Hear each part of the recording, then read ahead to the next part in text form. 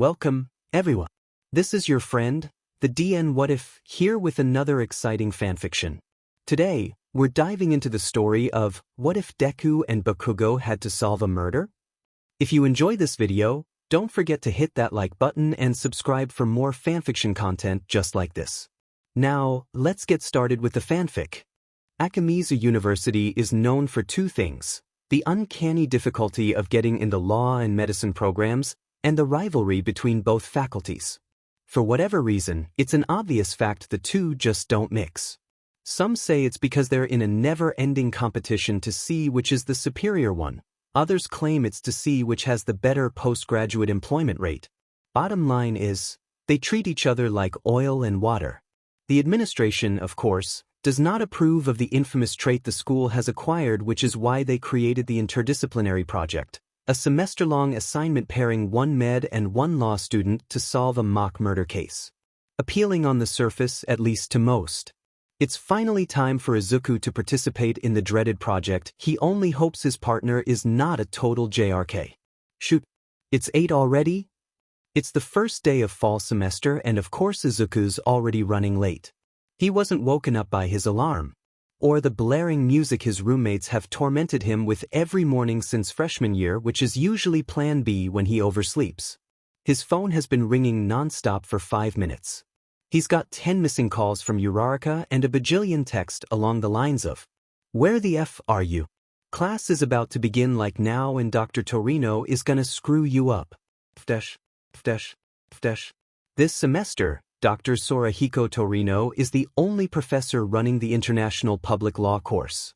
It's not like Izuku hates him, more like Dr. Torino decides how much he's going to like you during the first 15 minutes of his lecture. Good thing for those who fail and get him again next semester. For Izuku, however, right now that means bad news. No matter how many good things the man knows about him up till now, they all mean shit if he's late on the first day. Izuku bursts out of his room, only to find out all of his roommates are gone. He shares what the university likes to call sweets with 3 other guys, 2 of whom are on the basketball team and love to make as much noise as humanly possible. It might be the first time he sleeps through all of their morning commotion, and, of course, it had to be the one day it could have actually saved his butt. The suite is exactly what you'd expect from sharing living space with athletes: messy, smelly, and haunted by a weird rotting scent in a very specific corner of the kitchen he's long decided to avoid. The one guy he genuinely trusts in said place is an architecture student named Hantasiro, who definitely knew about his very important day and still let him sleep. Okay, Izuku. Can't blame others for your own mistakes. He thinks as he internally forgives Siro, who probably had his mind elsewhere that morning. The green-haired boy is jumping around piles of clothes and lost shoes on the ground, parkouring through the suite to look somewhat presentable and have at least a banana in his stomach. Seriously, could he have picked any better day to not have dinner the night before? He takes what's left of coffee in the pot and chugs it down like it could save his life, scrunching his nose at the cold, tasteless liquid sliding down his throat. Somehow, he makes it out of the suite in under 10 minutes. He can still make it to the lecture barely. His dorm is on the west side of campus. The building he needs to go to is halfway to the east side. Even if the university insists there's no rivalry between law and medicine, it is truly a mystery why all of the law majors live on the east and the med students on the west. Wonder why? He shakes the thought away and sprints toward the lecture hall. By the time he reaches the doors breathless and about to faint, the clock reads 8. Well, technically under the expected 20 minutes he considered. He eases the door open and slips inside, aiming for a seat near the exit to avoid being the main attraction. Of course, though, the one professor who couldn't and wouldn't let that slide is the one at the podium. "Ah, Mr. Midoriya. So kind of you to join us today. Did you have any trouble remembering you had a commitment to your studies?" Shoot. There goes a smooth semester with Dr. Torino. "No, sir. My apologies, it won't happen again," Izuku says out loud as he bows. The weight of 100 eyes into his back. He doesn't even need to look up to feel the sharp glares and hear the whispers, the ones from students who've decided they hate him on principle.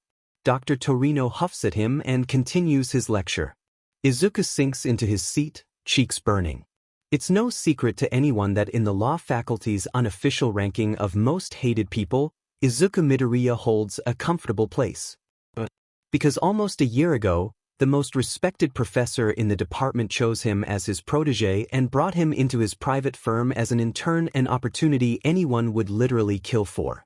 The seniors hate him most of all.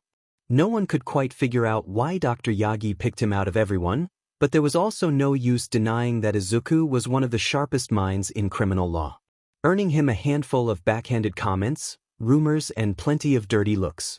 There was even a rumor that he was Dr. Yagi's secret love child, which was just insane and truly pushing it, honestly insulting to everyone involved. The only people who didn't hate him for it were those who right now stared at him with an ouch look on their faces. Achiko Uraraka and Tenya Ida, along with a few other students who've managed to pull their heads out of their buttes long enough to be happy for him. Izuku heaves a sigh after the lecture ends. Dr. Torino shot him one last ugly look before stepping out of the classroom. The moment the doors closed, Uraraka tackled him into a headlock. "Dude, what the F happened to you? Do you realize you just screwed yourself for the semester?" she hisses, fierce as usual. Izuku fumbles, trying to push her shorter but surprisingly strong friend off of him to give both his friends a proper explanation. "Jesus, Uraraka. I know. I was up all night and couldn't for the life of me bat an eye. It was of no help that Kaminari's snores made my walls tremble. I don't even know what time it was when my body finally caved in. The memory of last night is a fuzzy smear from the insomnia fog. He'd been thinking about today and the forensic studies project the whole time. He couldn't tell whether he was excited or absolutely terrified of who he was going to get paired with. Ugh, all right. Well, what's done is done, nothing to do about that. Have you eaten anything today?" the girl asks, her concern cutting through her rage. Izuku hesitates for a second, knowing demon well his answer will probably get him punched. Does a banana and cold coffee count? He offers with a crooked smile which didn't earn him any sympathy. "One of these days you're not gonna get out of bed because I would have strangled you in your sleep," Uraraka mutters. "Uraraka, that was completely uncalled for." Ida snaps from beside them, finally reacting to the conversation. Izuku blinks. It's going to be a long day. They're sitting at a table in the dining hall, Izuku devouring a chicken bagel while his friends watch in absolute horror. "Man, when was the last time you ate?" Uraraka asks, just as a drop of mustard lands on her starving friend's finger. Yesterday. But I only had, like, a few of Kaminari's Oreos and one of Kirishima's protein bars. I think.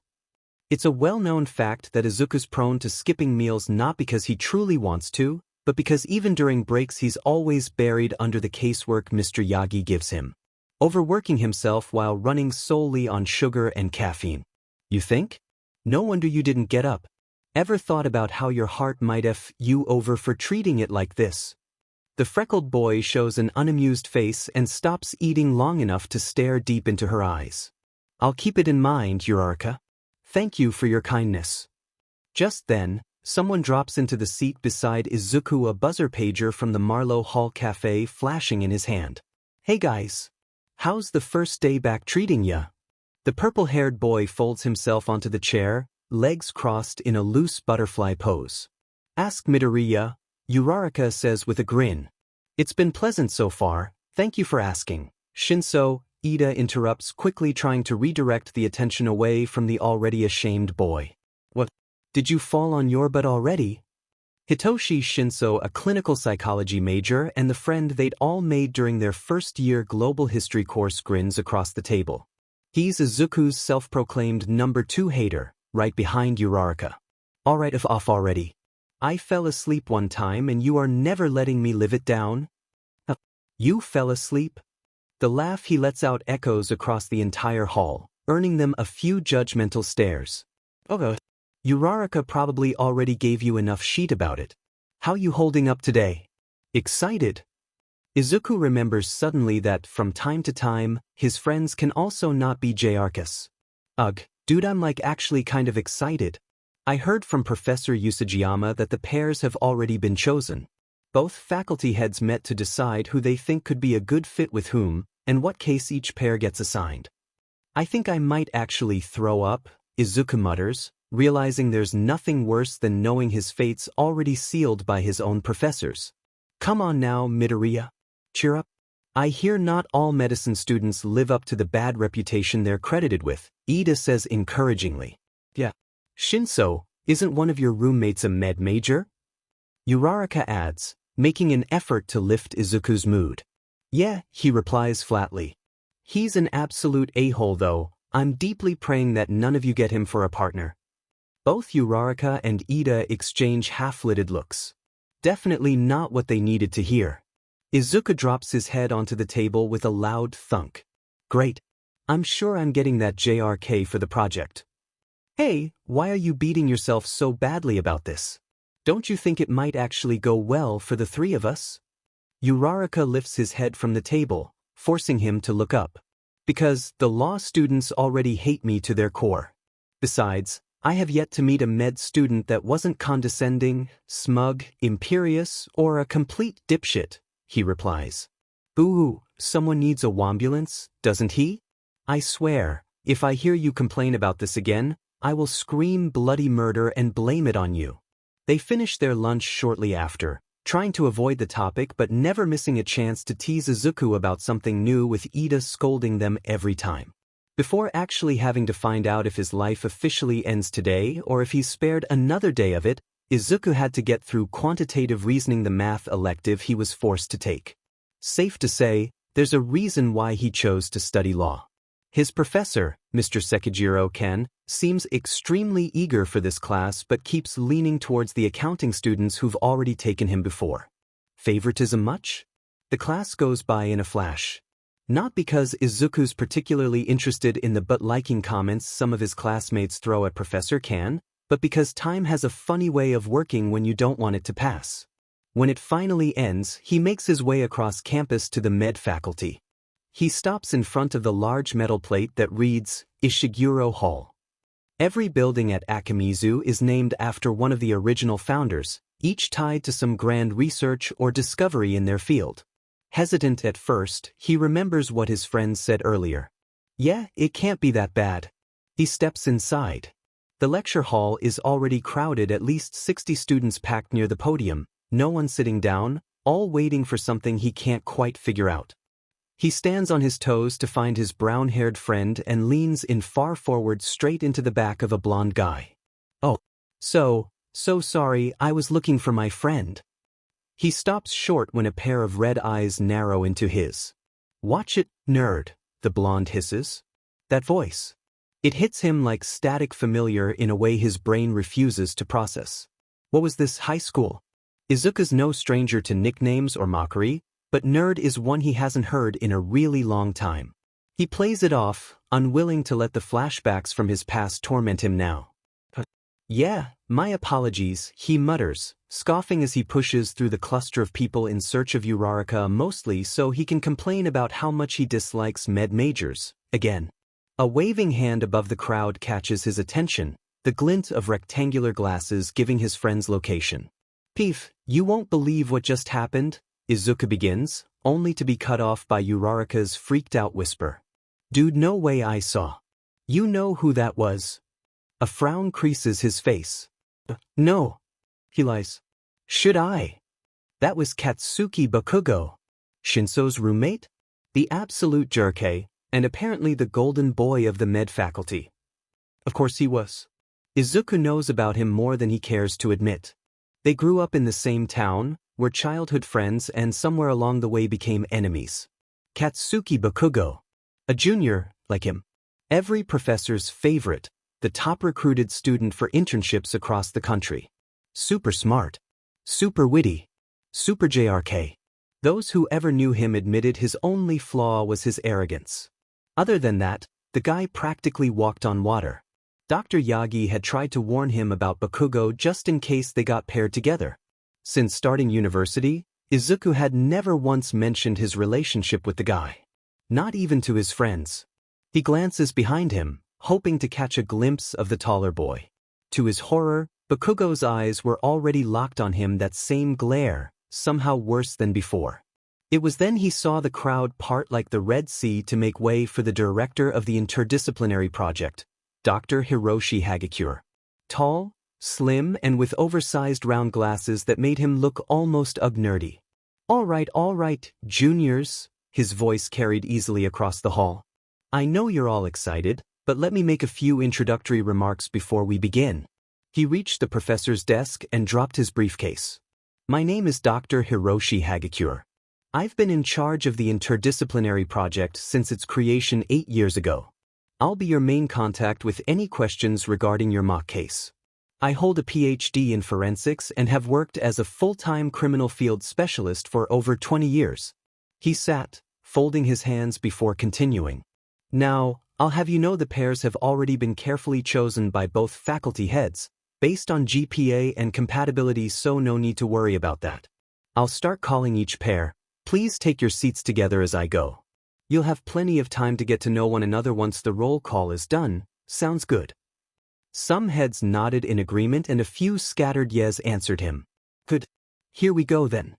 Dr. Hagakure pulled out a binder from his case and flipped it open to the list. Azuitiu and Uraraka Achiko, first row please. Uraraka's eyes went wide at being called first, but after her friends nudged her, she shuffled forward. The roll call went by for what felt like forever, the crowd thinning until only a handful of students remained and Bakugo was standing there too. Only 4 people left. Beside Izuku stood Momo Yaoyorozu, facing Bakugo and a shorter purple-haired girl. His prayers hadn't been answered yet, and because life couldn't go his way ever, the next names called were Jairu Kyoka and Yaoyorozu. Momo, take your seats, please. And last but definitely not least, Dr. Hagakure said cheerfully, Bakugo Katsuki and Midoriya Izuku, if you please. He gestured toward the empty seats at the front. Izuku followed the motion to where he was sure would be the place he'd be murdered at. The look on Bakugo's face is that of a rabid dog about to feast, eyes twitching so hard Izuku can practically hear them. Well now, the professor claps from the podium, cutting through the chatter. I hope you're satisfied with the pairings, because there's no changing partners. I'm sure you know what you're about to dunk yourselves into, but I'll give you the general bases for this semester. He paces the platform. You'll have 16 weeks to complete the assignment. Your work is meant to be completed together, but there are some phases that each of you will obviously have to do mostly on your own. He went on a very long, detailed monologue about each phase and the work that needed to be done. Toxicology reports, blood pattern analysis, classifying the crime, identifying the suspects, a mock trial, and so on. For 40 minutes, while Dr. Hagakure spent answering questions and clarifying the content of each phase, Izuku could smell the fury coming off his partner. Was there smoke coming out of his ears? If there are no more questions regarding the theory, we'll move on to what you're really waiting for, He unlocks a drawer, draws out a massive stack of folders at least 10 pages each and begins handing them out, already labeled and ordered by seat. Izuku and Bakugo get theirs last. The blonde snaps the folder from Dr. Hagakure's hand, to which he doesn't even flinch. Bakugo flips through, skimming, nodding at random. Izuku waits. And waits. He clears his throat, testing if that was enough to grasp his partner's attention. Can I read it? He asks, as kindly as humanly possible, swallowing every bad instinct about the guy. Can't you see I'm not done, idiot nerd? Idiot nerd? Look, I'm as happy as you are with being stuck with you. Don't make this harder and let me have the DMN folder. Izuku's teeth are clenched. He tried not to raise his voice. It most certainly still came out a little rough on the edges. Whatever, it won't matter if that's what it takes for Bakugo to listen. Before the blonde can fire back, a shadow falls over their desk. Gentlemen, Dr. Hagakure says mildly, tapping the folder, you'll need both brains to make this work. I hope you know every professor in both faculties has high hopes for you too. Share. Reluctantly, Bakugo slides the folder halfway across the desk. Their fingers both hold the top edge like neither is willing to let go first. Izuku tugs harder until the folder is finally in his hands. Dr. Hagakure lets out a small grin at the same time Bakugo does this and looks away. Whatever. Here he goes. Victim, Rika Amari, 20YO, second-year student, Faculty of Psychology. Date of disappearance, September 27th. Discovery site, a wooded area near the city. Condition on discovery, physical trauma, minor head trauma, severe hypothermia, pronounced deceased at scene, approximately 7 hours prior to discovery. Continues on with the preliminary scene report, forensic summary, legal summary. Izuku schemes the paper just enough to grasp the general content and the classification of the crime he's gonna need for the report. As soon as Dr. Hagakure is gone, he opens his mouth to say something to Bakugo, but the blonde cuts him off. Save it. I'll do my part of the thing, you do yours and try not to screw it up. He stands, grabbing his backpack, ready to leave. Remember, students, the professor begins, if I so much suspect you aren't working as a team, I'll be forced to report the lack of communication and commitment to both department heads. I'm sure none of you could afford to have a bad reputation in your record now, would you, Mr. Bakugo? All eyes went to the guy standing near the exit door. He looks like he might implode on the spot, but he was left with no choice but to sit next to Izuku once more. Jesus Christ. Well, I really like my partner, Uraraka says later, perched on Izuku's couch. She's like, weirdly into frogs, but I can tell we'll get along. They're hanging out in Izuku's suite. None of his roommates were home, so the already tiny place finally feels comfortable. My partner doesn't seem like much of a talker, Ida adds, sipping his peppermint tea, but I'm sure our collaboration will go smoothly. As of this moment, Izuku has only been able to nod along the conversation his friends were having, completely lost in the pounding migraine he's had since he stepped out of Isahiro Hall. Hey man, Shinso says, bumping Izuku's shoulder lightly, I know I said he's an absolute JRK, but he has his moments. His moments of what absolute psychosis? He is back.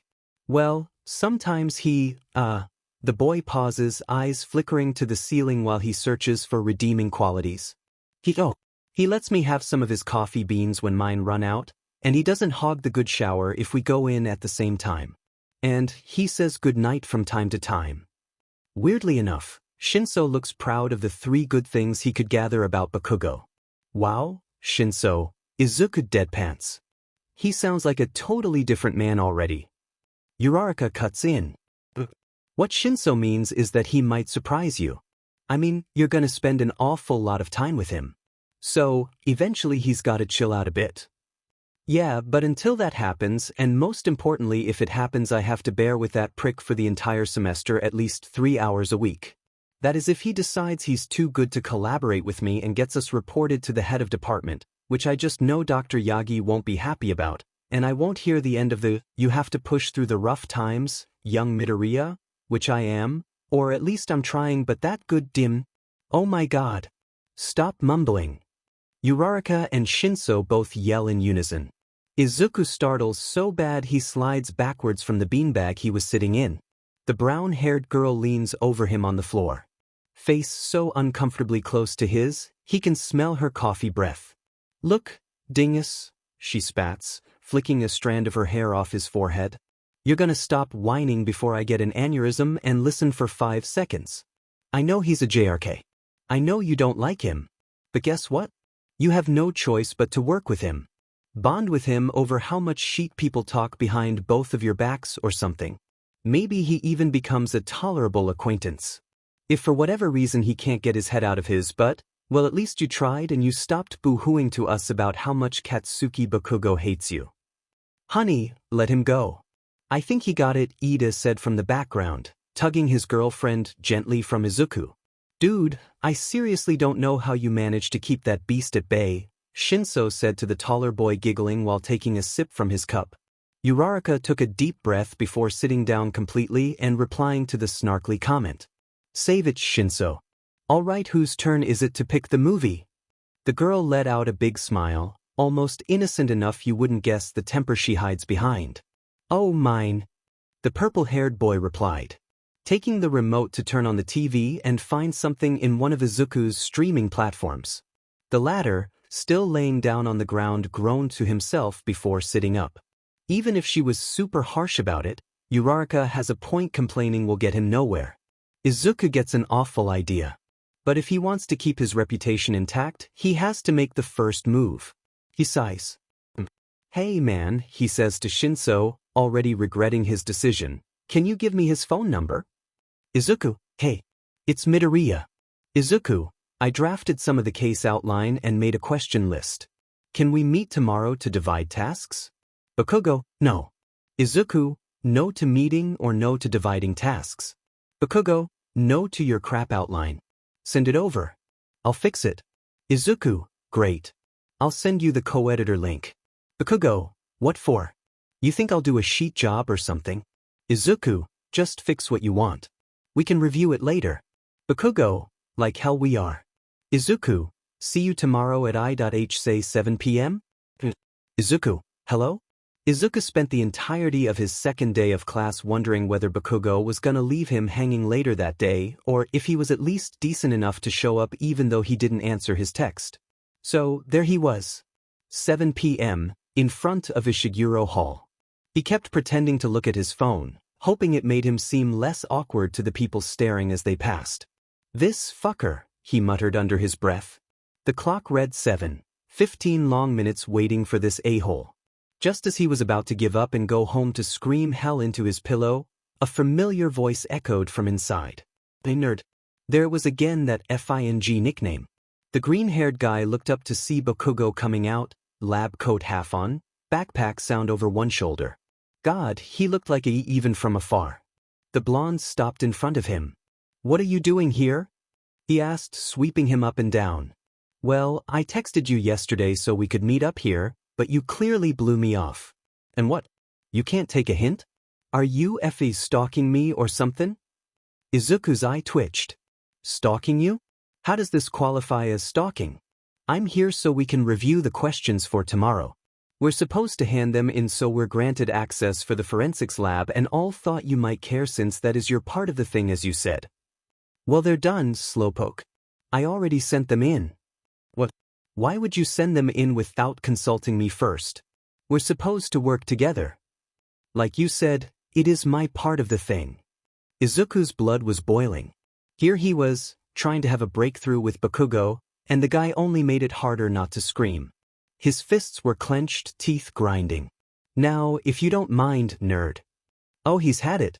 Before Bakugo could walk past him, the words spilled out. Do you realize how stupid and childish it is for you to still call me nerd, like a high school bully? You're 20, for God's sake. Oh, the blonde stopped. You don't like that, huh? Like it? God, how on earth did you manage to not change at all? He grinned like a maniac, stepping closer to Izuku's face. I haven't changed? I'm sorry, Deku, I didn't realize what a brand new man you were. To me, you're still the very effing same. Izuku was livid, speechless. A guy known for never being able to shut up, dumbfounded at how idiotic the guy in front of him was. That one was even worse than nerd. A mockery Bakugo had come up with when they were kids, and now it was back to stab him in the back when he thought being an adult meant not being afraid of ghosts. I'll see you tomorrow in class, Deku. Bakugo patted the shorter guy's shoulder and walked off, catching up to two guys laughing along with him. Izuku hadn't felt so small since high school. Like people had such a power over him with just words. He was sure that if he moved an inch, tears would spill, and there was nothing worse than being treated like shit and crying afterwards like a wimp. He managed to take a long breath, hold it, then let it go as if it could erase what just happened. Finally gathering himself after a few seconds or complete mind numbness. Don't cry, he whispered to himself. His nails dug so deep into his palms, he felt the sting but nothing compared to the ache in his chest. Izuku didn't even have to question it anymore. Katsuki Bakugo was still the same idiot he had always been. And he hated him to his very core. It was already Friday afternoon when Izuku decided he was too good to still be thinking about Bakugo and his bitchy comments here and there since Tuesday. They'd had to see each other twice since then, barely speaking any words if it wasn't truly necessary for the ID. The questions Bakugo had submitted to Dr. Hagakure were, of course, wrong. Mostly because none of them involved the information Izuku needed for the case-building part. Dr. Hagakure used them as an example of what not to do and had them rewrite half of the questions. Whatever.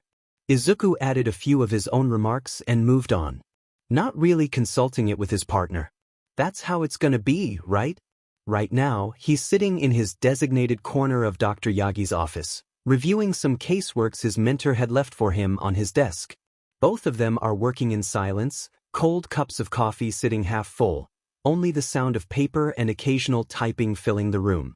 Dr. Yagi coughs gently after half an hour of silence. Izuku had been hunched over his notes for so long, it troubled the older man as to why there wasn't any chat like usual. "Young Midoriya," he begins, catching the student's attention, "how has been your week? I hear from a few faculty members you've had better." "Well, that's a way to put it. Yeah, well, I think I just have a heavy load semester ahead of me, that's all," Izuku replied, avoiding his professor's therapeutic gaze since he knows this man can get him to talk. "And what about the ID project? How's that going?" He knew. Of course he knew. "As good as you could expect from being paired with Katsuki Bakugo, I suppose. Not an easy lad, huh? Can't even pretend to like him." Dr. Yagi lets out a small laugh. They've been close since Izuku's freshman year, when he took the human rights course with him. From then on, each time they crossed paths, Dr. Yagi felt drawn by the boy's stubborn drive. The day he decided to take him under his wing was when he asked him, "Why law? What do you plan to do once you're out there in the world?" Midoriya stared at him for a long moment. Why law was something everyone asked. It's so boring, too much reading. His own mother had questioned him on the matter. The woman had always believed her son would study something related to art.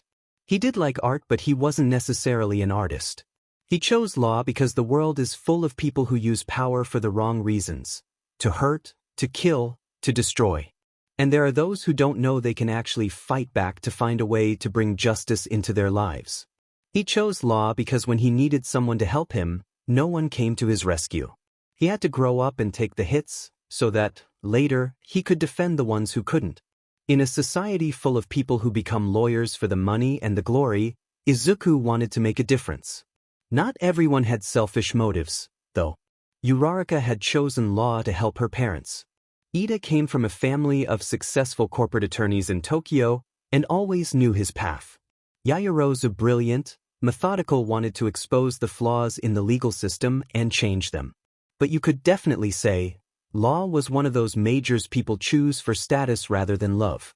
Dr. Yagi stood up from his desk and crossed the room to Izuku's corner, forcing the latter to look up. "Walk with me, young Midoriya." The two stepped out of the office and into the halls of Seiji Hall, the law faculty building.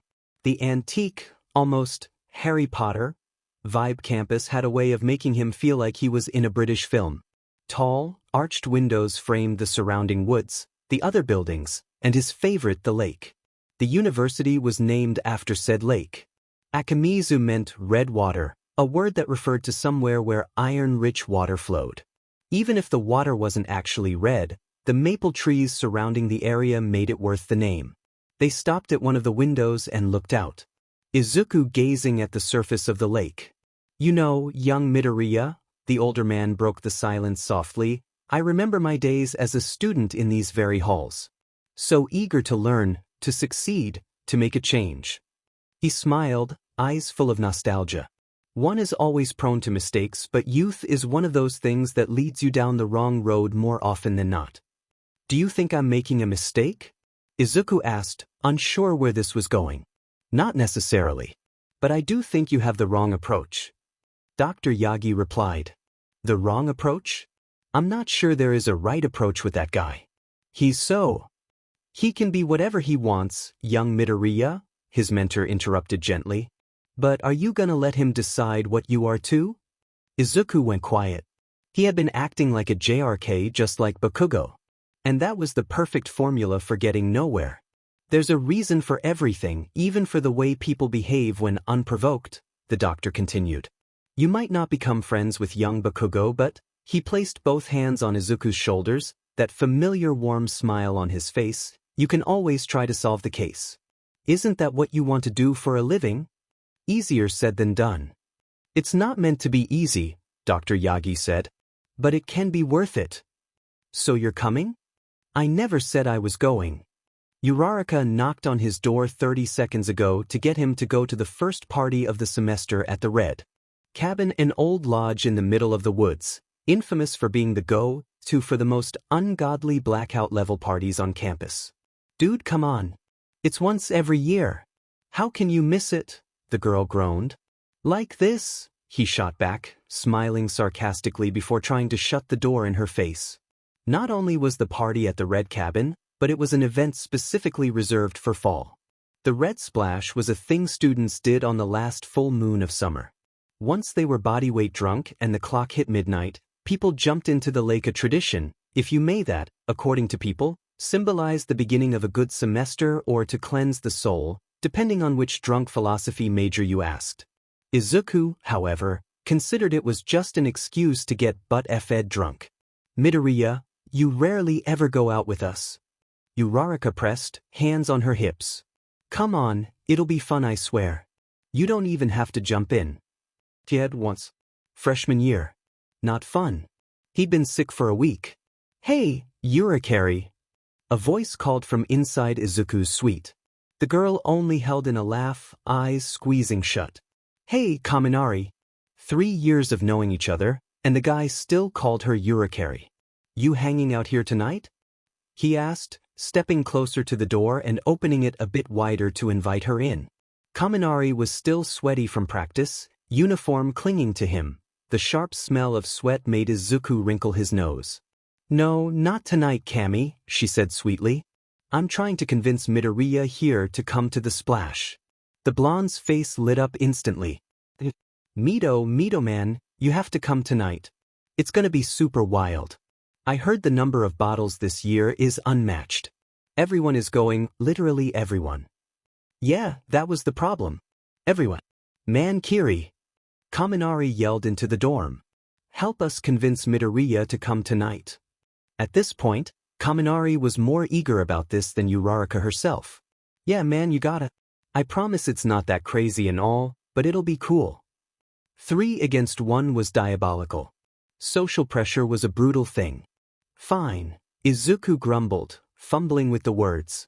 We'll meet you there, it sounds good? Uraraka let out a huge, toothy smile and practically bounced in place before hugging him tight. Oh yes. I'll see you there, guys. She ran down the hall and vanished down the stairs, leaving behind one very worried Midoriya. Everyone was going to be there. His roommates had a very specific going-out ritual. Since the parties were usually after basketball practice, they'd take a shower, thank God, chug down a protein shake, and blast American pop music through it all. Yelling back and forth about random shit and coming out of their rooms to model their outfits like it was a runway. Izuku was in his room, staring at his closet, trying to decide what said, I'm not in but don't approach me either. If there was one thing he wasn't particularly fond of, it was guys trying to hit on him while not being able to even mumble hello. Okay, it's not like he didn't enjoy the occasional flirting and unattached hookups, but severely drunk assholes were far from his type. He finally settled for a black, loose button-up and a pair of gray jeans, tucking in one side of the shirt. He left the top 2 buttons undone just because and stepped out of the room after spraying some of the cologne Uraraka got him for when he went hunting. He's never brought that up with anyone else. Ever. Ciro was already chilling on the couch, waiting for the other 2 train wrecks to finish getting ready. Looking good, man, he said, a vape in his hand since the smoke alarms were all too sensitive. Can't believe the dorks convinced you to go to the splash. Yeah, well, Uraraka might have killed me in my sleep if I refused, so. Izuku responded, dropping down next to him.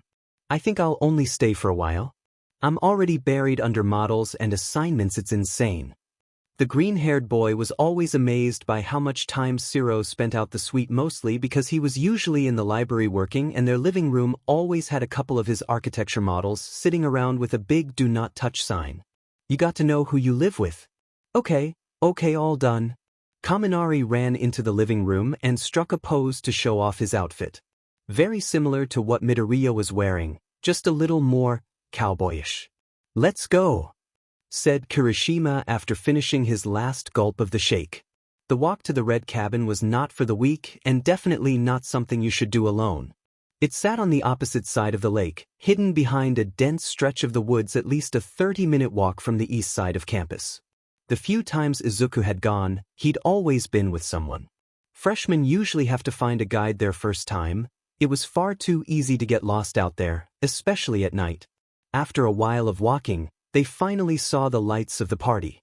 The bass of the music was so heavy it could be heard from a mile away. It was pretty much what you'd expect. A weather-beaten wooded cabin, rusty from certain sides, 2 stories, a porch, and a bonfire pit facing the lake. "Have fun, Mito man," Kaminari shouted when he spotted some guys from the team and immediately dragged Kirishima with him. Left standing with Shiro, Izuku took in the massive crowd of people gathered around the place at 9 p.m. He scanned it carefully, looking for his friends and hoping a certain blonde prick wasn't around. "You okay?" his roommate asked. "Yeah. Just concerned." "Hey, it's a big party, man." The black-haired guy clapped him on the back. "I'm sure whoever you're avoiding will get lost in the crowd."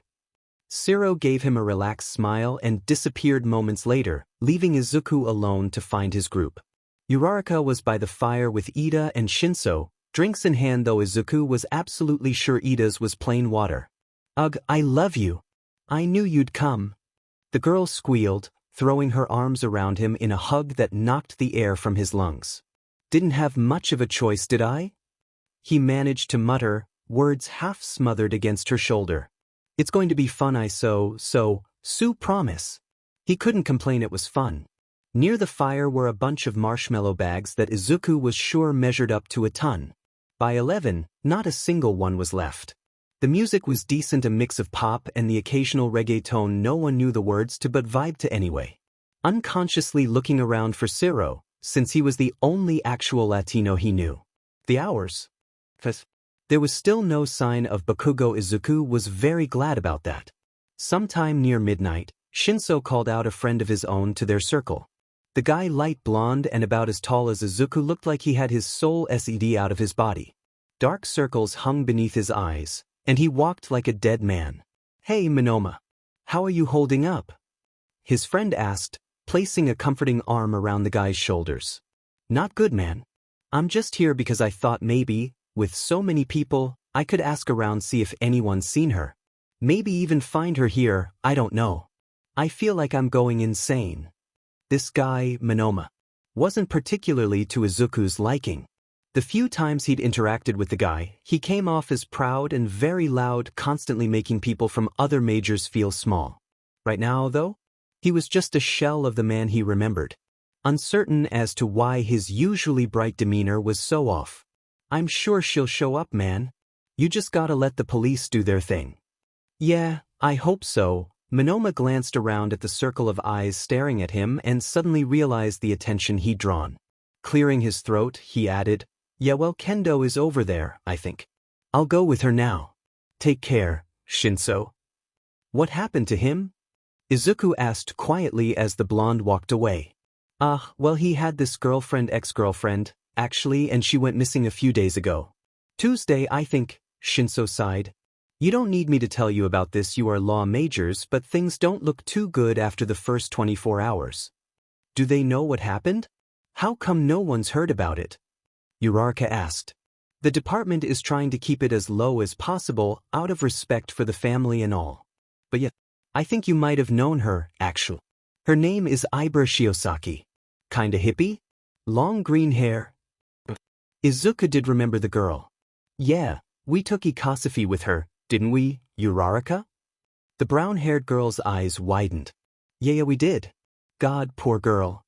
"I know," Shinso said. "They say Monoma and her had a big fight the day before she disappeared over something and she left his dorm crying.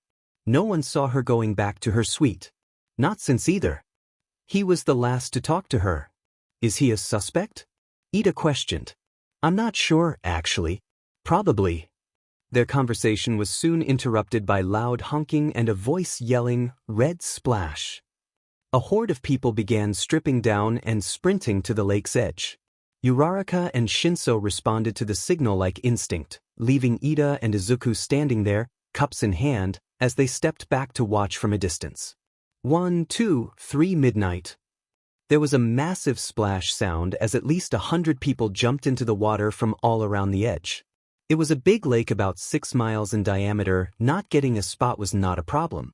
Ida laughed as his girlfriend screamed in excitement, only for her face to go blue seconds later. God, it's freezing. Why did we do that? He took that as a sign to grab the blanket he'd prepared for her. I'll be back, Midoriya. I've got to save my girl. It was always funny to think those two were dating. The only thing they truly had in common was how hopelessly in love they were. Izuku stood alone for a few minutes, watching the chaos unfold like a movie. For a second, he felt like he might actually be missing out. What? Too much of a PP to jump in? A chilling voice came from behind him, cutting through the noise. His skin prickled instantly, not even needing to turn around to know who it was. No, Izuku said flatly. But I don't see the point. Bakugo stood in front of him now, dripping wet, towel hanging loosely around his neck. The point is that it's not for wimps, Deku. Izuku felt just drunk enough to have comebacks loaded. Funny. I didn't see you as the type to follow trends jumping into the lake like a bunch of brainless monkeys. That your kind of thing? Bakugo's grin faded, replaced by a scowl. He'd finally gotten to him. What did you say? Well, I just figured that the great med prodigy Katsuki Bakugo was too good for stupid traditions like this. Guess I was wrong. You might not be that special after all. For a split second, Izuku felt on top of the world. Oh yeah. Bakugo shot back. Is that why you didn't go in? These people are so beneath you, the only thing you can do is stand there and judge them? Acting like being different makes you better. Well, look who's talking. What? Bakugo looked livid. You act like I'm beneath you. Like your own teachers are just something to step on. At least the thing I find dumb is an event created with the only purpose of getting drunk and horny around strangers. Izuku started walking away, done with the conversation, but Bakugo wasn't. He followed, voice sharp and mocking. Oh, is that what this is about? Are you afraid you might get off to some guy next to you in the water? Izuku didn't stop walking, he just moved faster. Yeah, sure, he snapped. Because apparently, being gay means I get off to every bearing human. Grow a pair, Bakugo. Although I'm sure there are plenty of girls dying to have a short, D-ed guy like you inside them. Bakugo barked a laugh. Wow, so you've thought about my D-dash. Dear God, Deku, now I'm gonna think the guy you get off to is me. Sure, whatever fuels your psycho fantasies, it's none of my business. Make sure you think of me when ya girl, maybe you'll actually finish. You little piece of... Izuku stopped dead, spinning around to face him. What? You gonna hit me? Go ahead.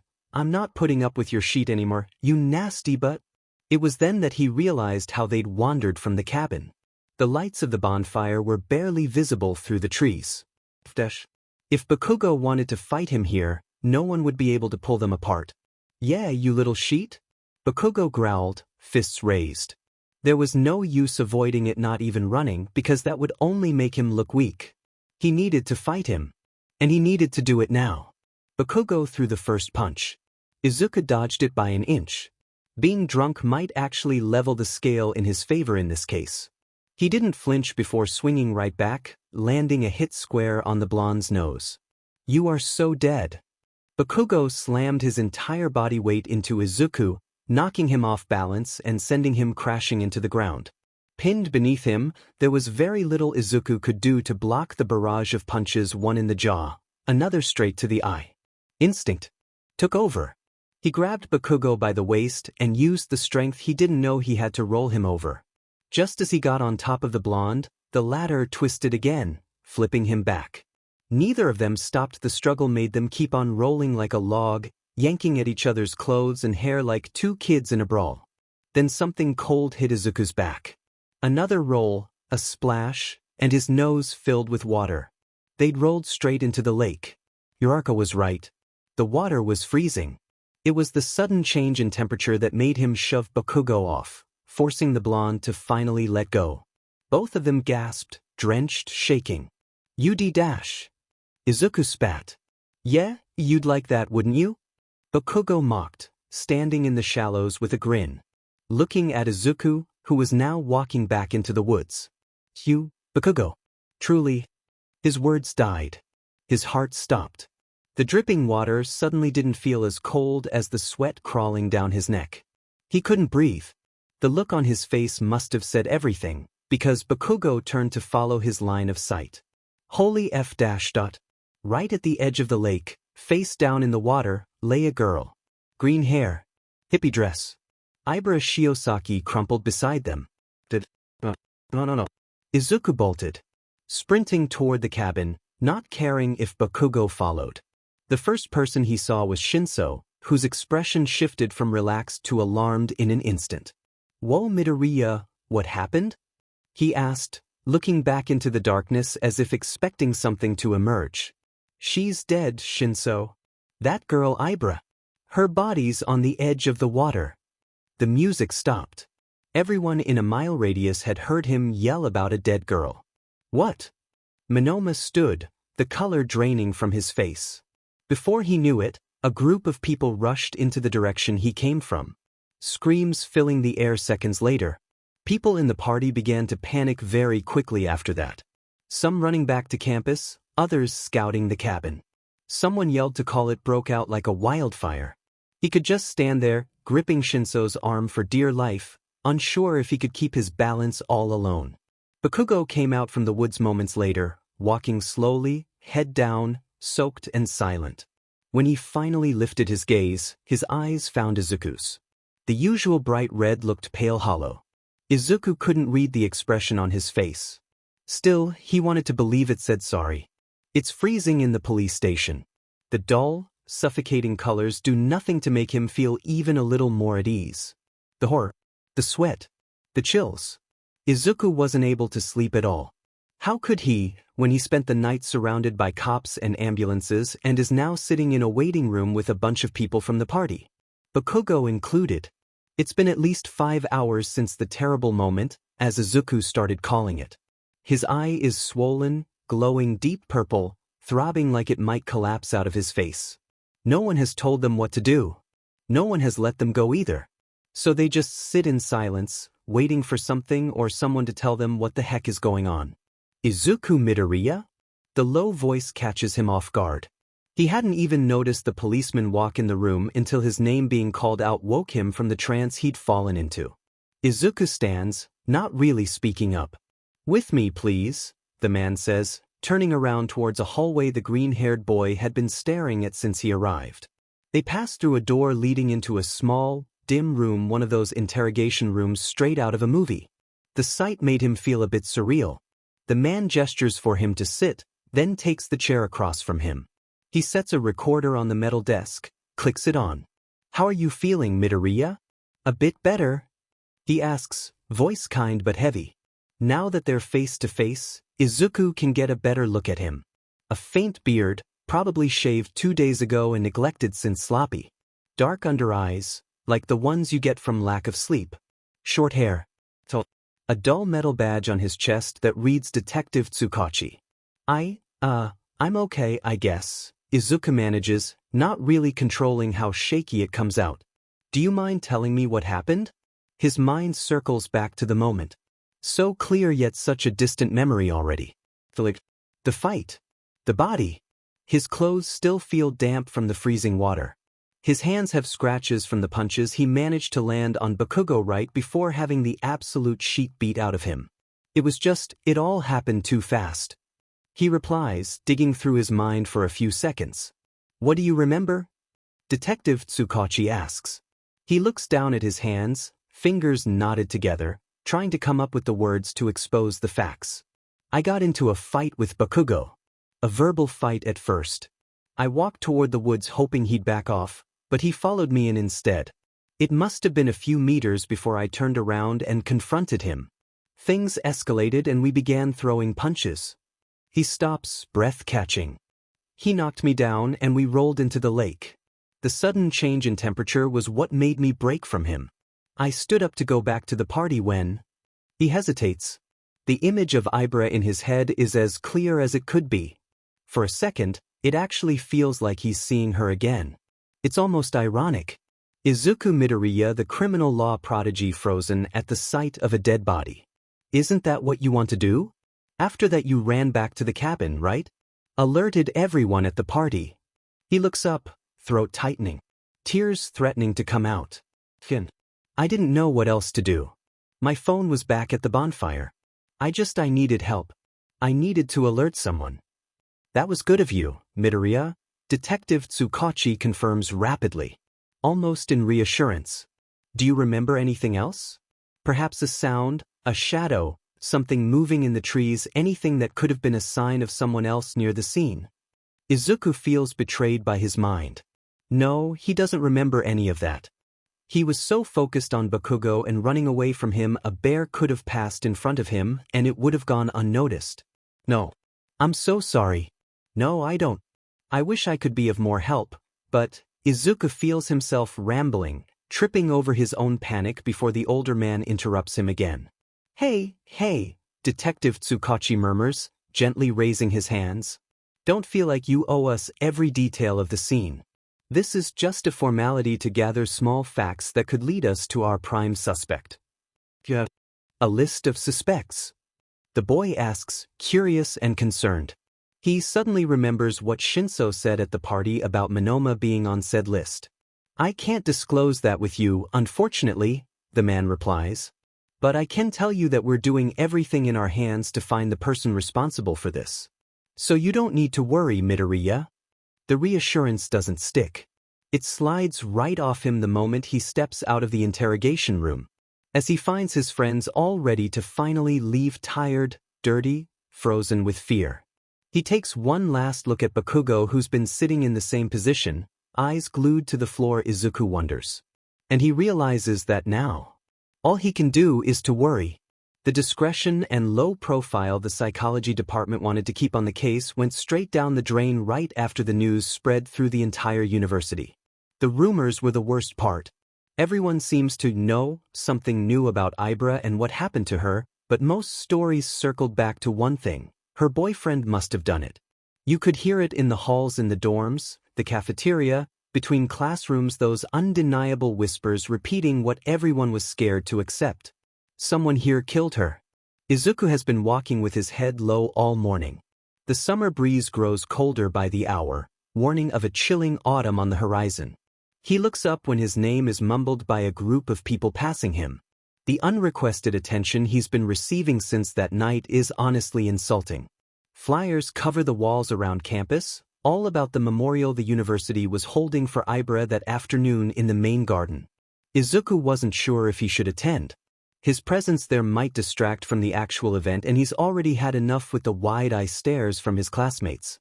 He reaches his quantum reasoning classroom and forces himself to focus, shaking the thought away for at least the next hour. Midway through Mr. Kan's lecture, his phone buzzes, pulling him back to earth. Uraraka, hey honey. Are you coming to the memorial? Izuku, don't think so. No one will miss me if I don't go. Uraraka, I think you should come. Even Bakugo's here. Bakugo? Something about that makes his head itch. His heart skips a beat and wonders why on earth would Bakugo care? After they're all dismissed, he makes up his mind. He's going to the memorial. He doesn't bother looking for a chair or a familiar face once he reaches the main garden. He simply stands near a tree and watches. The setting is devastatingly beautiful. A large photo of Ibra smiling sits on the stage, framed by flowers and vines. A podium stands beside it, the head of the psychology department giving a few words about what a truly promising future the girl had. There are about 100 chairs facing the stage. Izuku hears the muffled sniffles and soft cries in the crowd. His eyes drift to a particular group of girls he assumes were closest to Ibra, and he can't help but imagine how unbearable this must be for them. It doesn't take long for the professor to wrap up and invite someone else to the stage, a girl Izuku quickly recognizes as a mutual friend of Shinso's and Monoma's. Kendo Itsuka. Red hair tied in a long ponytail. Swollen, burning, exhausted eyes. Like everyone else, she's dressed in black. Her hands tremble as she grips the sheets of paper that make up her speech. Thank you all for being here, she begins in a fragile tone. I'm sure. Her voice breaks, tears fighting to come out. I'm sure Ibra would be delighted to know how many lives she touched with hers. Ibra Shiosaki wasn't just a psych major, the top student in her class, or the president of the Akimizu Faith Association. She was my best friend. The person I could always go to when everything felt like it might crumble. She always knew what to say, and her hugs were the warmest on earth. Kendo pauses to flip to the page, taking a deep breath. It pains me to see that someone took that away not only from me, but from all of the people who saw her as someone they could go to. Ibra had a soul full of life, and the path ahead of her was bright. She had dreams, goals, aspirations, things she wanted to see. And now, we will continue to grow old while she remains young forever. There are tears falling down her face that she doesn't bother to dry away. Ibra, if you can still hear me from wherever you are, I want you to know I've forgiven the person who did this to you. But I'll keep searching for them, because no ill will goes unpunished. You'll keep on illuminating our lives with your memory. And never will we forget about the girl who always had faith. If there were subtle tears before, the crowd has turned into a sea of uncontrollable bawls now. Dozens of people break down completely, unable to hold themselves together through Kendo's words. Izuku looks around for someone he might know. Uraraka, Shinso, Ida, Bakugo. Nothing. No familiar faces. He suddenly feels like he's intruding on something sacred, like he doesn't belong here at all. He starts stepping back, ready to slip away. This feels like a mistake. Isn't it rude to flee a funeral without paying your respects? F.I.N.G. Nice eye, by the way. Yes, save it. Did you know her or something by any chance? Izuku shoots back, snarky. No, but I was there when you found her putrefying dead body. The insensitivity makes Izuku immediately glance around for any nearby gossiping ears. He grabs Bakugo by the arm and drags him away from the crowd. For F's sake, could you be any more tone-deaf? Bakugo reacts completely unbordered by the comment. The girl actually died, Bakugo. These are people who cared about her, and you just walk in here saying insensitive things about a real person, not just one of your necropsy dummies. I know, dipshit. The blonde boy flinches, like he's stopping himself from saying something else. Whatever. You're stupid but wouldn't do shit about it anyway. That last part makes Izuku freeze confused, frowning. Do shit about what? See you in class, Deku. Izuku watches his childhood friend walk away, hands deep into his pockets, shoulders tense. He can't help but get the feeling that something is wrong. And he's not sure why. Izuku finds his way into Ishiguro Hall and slips into the ID project classroom. His partner, already seated with his feet on the desk, is staring down at something in his lap. When the green-haired boy finally sits, the lather snaps out of whatever trance he was in and quickly shoves something into his backpack. Whatever. Like Izuku cares. Today there's not even a trace of their usual bickering. Dr. Hagakure explains some fundamental concepts for the necropsy report due next week, outlining the elements each team must cover depending on their assigned case. The boys take notes without saying a single word. When the lecture ends, Bakugo stands and leaves without even glancing back. Wow, no nasty comments today? Uraraka says as she approaches. Not even a word since the memorial, Izuku replies. We didn't see you there, Ida adds. I didn't get too close. It felt NTMT. I stood near a tree, that's where Bakugo last spoke to me. Izuku's mind circles back to that final interaction. So unlike Bakugo. Was he trying to tell him something? Today feels like a blur. The sun is already setting by the time they reach the east side of campus and wave Izuku goodbye. The green-eyed boy is aware of the mountain of assignments due before Friday, but right now, he can only think about how starving he is. He climbs those ungodly exhausting stairs to his suite, opens the door, and finds the place pitch dark and empty. After a minute of internal debate, he checks the fridge and decides on katsudon. His attempt is somewhat decent, but nowhere near as good as his mom's. One thing every uni student misses from home is how good food tastes when you don't cook it yourself.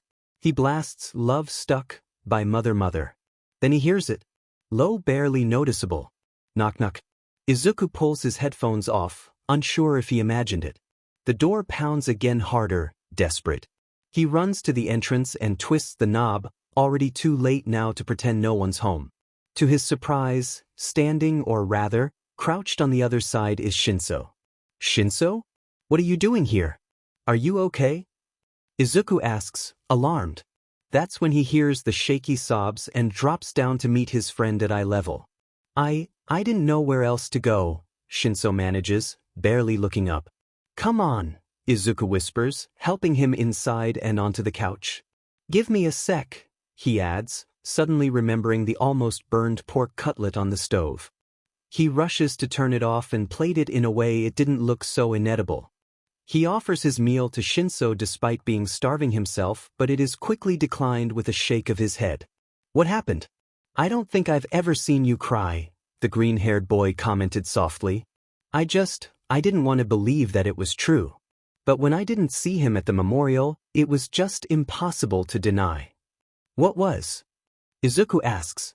They took him in. They think he's guilty, and he's going on trial for a murder he didn't commit. For killing someone he loved. It clicks so fast that Izuku's stomach drops. Monoma. Ibra. Detective Tsukachi. Wait, are they sure? Do they have any proof? He stammers. A video, apparently. A surveillance video of them arguing the night before she went missing. It looks pretty bad. You gotta help him, Shinso yelps. As if begging Izuku for help could do anything for the guy. Me? What could I do? Izuku sputters. You were there that night, and you're the criminal law prodigy. You can help him find the real person who did this, who's trying to pin it on Monoma. Izuku, the law major, the so-called criminal prodigy, has no idea what to say. He may be good at this, but he's no detective. This is a real murder case with real investigators. How could he just meddle? Shinso's voice shakes. Didn't you say that meddling when you don't have to is the essence of being a hero? Izuku freezes. He didn't actually say that. It's a memo Dr. Yagi shared with him when he asked him, "What about you, doctor? Why did you study law?" In a world without capes or flashy superpowers, a hero is someone who steps up. Someone who moves when everyone else freezes. Someone who helps when others look away. The memory hits him like a blow. And something inside him shifts. The frown disappears, replaced by absolute determination. Without hesitation he says, I will. For the past 2 days, the only thing looping on Izuku's mind has been that bold declaration he made. How exactly will he? He runs through possibilities. Infiltrate in the police office? No way, too risky. He'd get himself arrested. Hack into the university's surveillance system? Absolutely not. He'd get expelled. Find leads. Talk to people close to Ibra and Monoma. Maybe someone knows something, some secret, some old conflict, anything really. But who? Who on earth could he? For FS Sake, do you ever stop mumbling? Izuku jolts so hard his pen slips out of his fingers he didn't realize he was thinking out loud. Yeah, my bad, he mutters, letting out a small, awkward laugh that Bakugo quickly dismisses. They're currently in the forensics lab staring down at a necropsy dummy that's supposed to be their subject. Bakugo is taking notes of the bruises, marks, and any recorded trauma on the exterior of the body before prepping himself to take a look at the organs inside. It's honestly insane how realistic these things look. Izuku can't help but to look away every few minutes. So, what do you think? He asks. That you're better company when you keep your mouth shut, Bakugo snaps. Izuku narrows his eyes, completely unamused. I meant about the dummy. The blonde lets out a heavy sigh, half irritation, half resignation. She's got some marks on her wrists and chest. He starts, voice lower, more focused. Probably tied up and tried to get away. 2 of her fingers are broken, might have happened during the struggle. There's a big injury on her head. Wouldn't say that she was hit but rather fell. Or got thrown. He pauses, scanning the face again. Bruises all over. Especially around the eyes. There's a retinal hemorrhage on her left one. Bakugo adjusts the dummy's head slightly, changing his expression. There are pressure marks on her throat, not enough to kill her though. He leans closer, tapping a gloved finger against the ribcage. Couple of cracked ribs. Not from the fall, my guess is a knee, or someone pinning her down. He scribbles something onto his clipboard, jaw clenched. Her stomach is distended. Means she swallowed a lot of water before she died. The report says she was found in a wooded area near the city. We'd have to check if there was a lake or something nearby. If not, it would mean she was waterboarded. Izuku's breath catches. Bakugo ignores it, too locked in. The pattern of the livor mortis blood pooling suggests her body was moved. At least twice. The step back. Bakugo narrows his eyes at the whole picture. The timeline fits that too. Defensive wounds, blunt trauma, submersion. Whoever did this had a plan. It wasn't random or accidental. I'm no detective, but my guess is, it was personal. He finally looks at Izuku, really looks at him. Their eyes lock in for the first time in all week. That good enough for you, Deku? Izuku opens up his mouth to answer, but is quickly shut down when the blonde drops his notepad on the counter and storms out with a loud, irritated huff. It's not the first time Bakugo does that. Not in general. Izuku has countless childhood memories of that exact attitude, but he genuinely thought Bakugo had grown out of it. Even then, something feels off about why he's doing it now. The same uneasy feeling he had at the memorial comes back in a rush. What the F is wrong with him? And why can Izuku feel himself starting to care? It's Friday morning, and Izuku is lying in bed staring at the ceiling, wondering if he should go to forensic legal studies and face Bakugo, or pretend he has an aggressive case of chickenpox. There was no doubt in his mind that something was wrong with the guy, but he was torn between meddling in Bakugo's business, risking getting yelled at, or staying out of his way entirely. His fingers tap rhythmically against his headboard as he thinks out loud. It's only when a sudden knock snaps him out of it that he realizes he's been mumbling again. He does really need to stop that. Hey man, we're heading to the gym, wanna come? Shiro asks, leaning against the doorframe in a gym fit that can only be described as an Adam Sandler cosplay. Oh, you should. I've got time before my first class. Izuku says, pushing himself up. He used to work out consistently in previous semesters, but he can't deny he's neglected the activity this year out of lack of time. This semester, though, he promised himself to get back on track even if he needed his roommates to physically drag him out of the door. Izuku was sure he would forget to go if not. He pulls on a pair of loose black shorts and a long light blue shirt. He pauses at the sight of his compression shirts. He's aware that that's not something he can wear as of right now. It's not that he gained weight or looks bad, he just looks skinnier. His current physique reminds him a little too much of when he was in middle school. Which is honestly pathetic when you're in your 20s. He steps into the living room. His roommates are dressed and waiting. I'm ready, he yells. It takes him 2 seconds to realize they're all, including himself, wearing the exact same outfit. Why do guys have zero sense of fashion?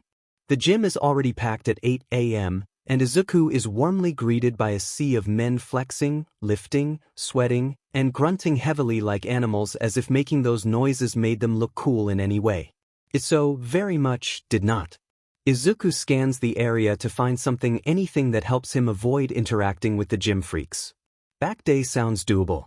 The freckled boy turns to wave goodbye to his roommates only to freeze when Kaminari shouts across the gym.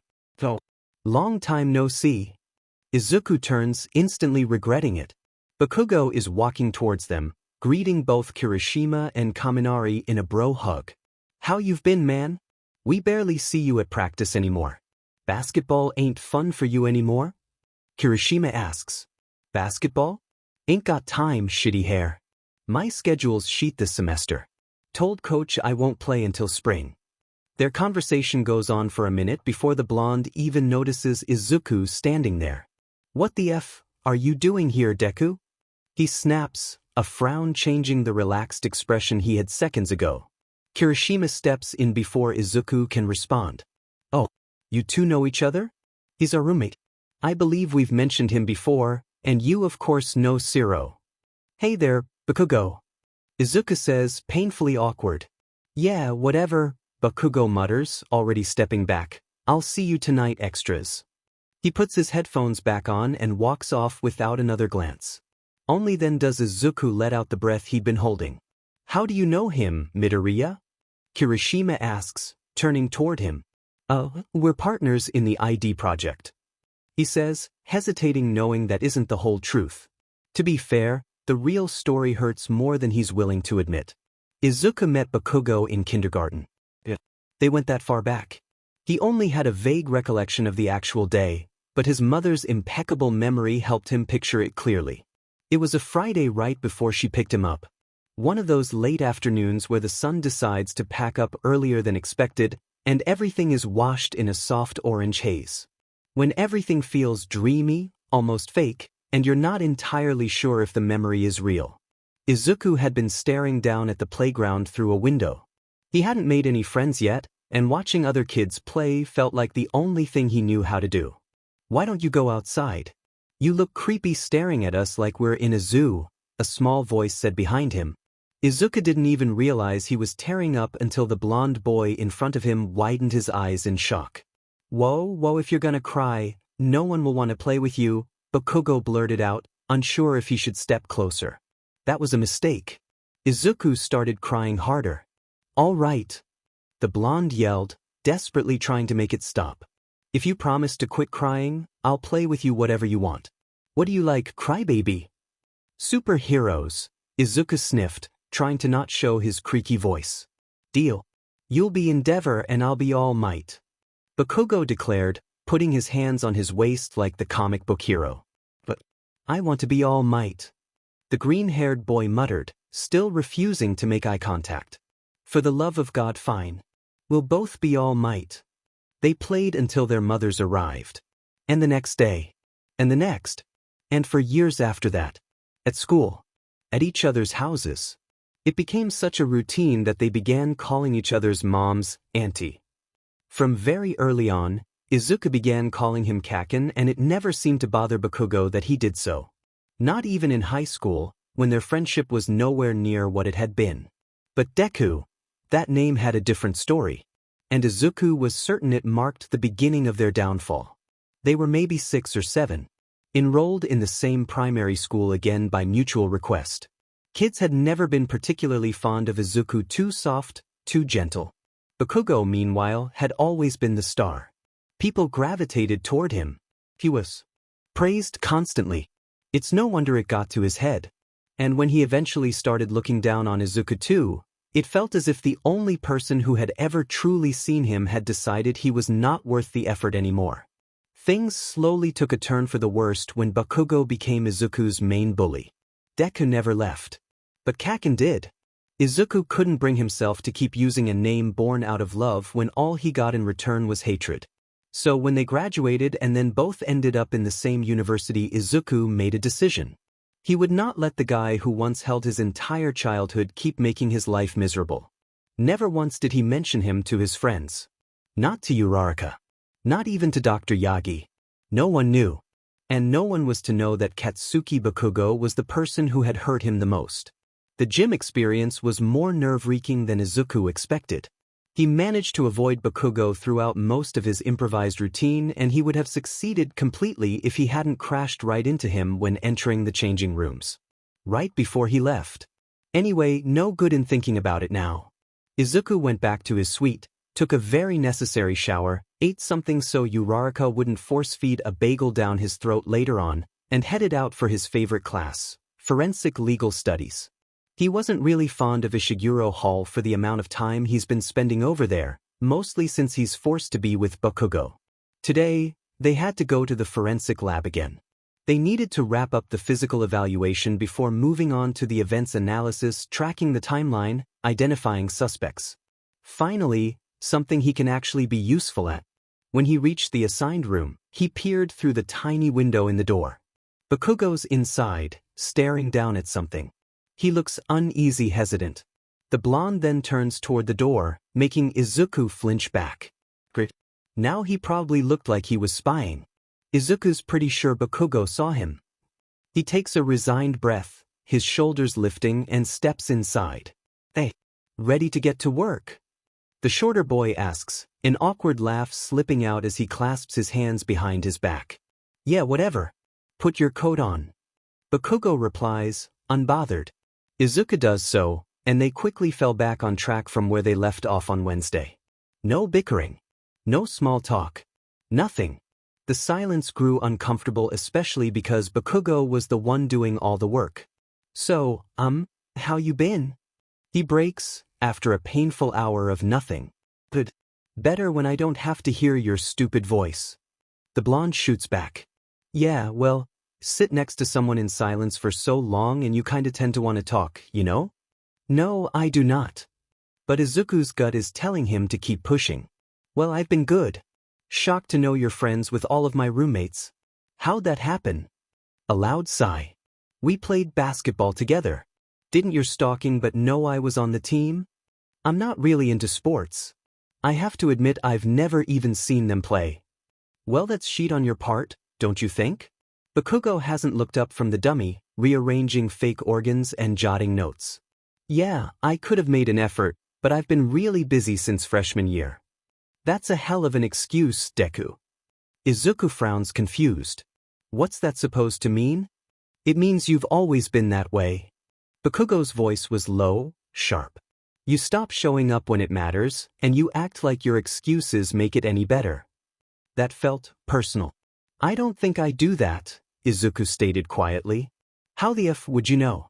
You act so aloof and clueless, so wrapped up in your sheet you can't even bother looking at the people in front of you. The taller boy finally lifted his gaze, eyes burning. He looks upset.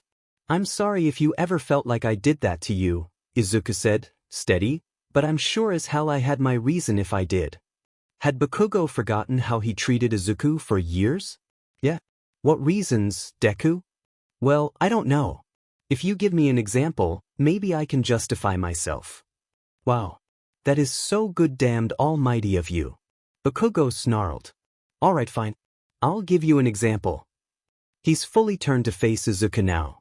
Even though their heights don't differ that much, the blonde looks bigger than before. Do you remember my parents? He hissed. Izuku blinked. Well, yeah. Why wouldn't I? What do you remember about them?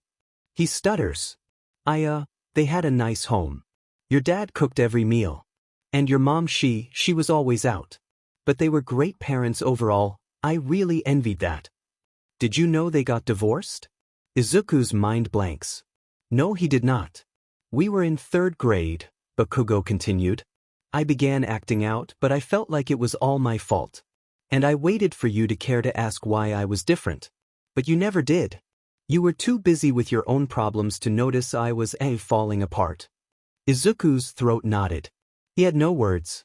Ever since we were little, I tried to include you. To help you. And yeah, maybe I've always been a little sheet. But all I wanted was for you to be there for me. And you never were. His voice is harsh, cracking under its own weight. So don't try to act like things just changed all of the sudden. You pretend you want to help people. Make a difference. The blonde steps closer. But look at you. You couldn't even help yourself. So of course you couldn't help me.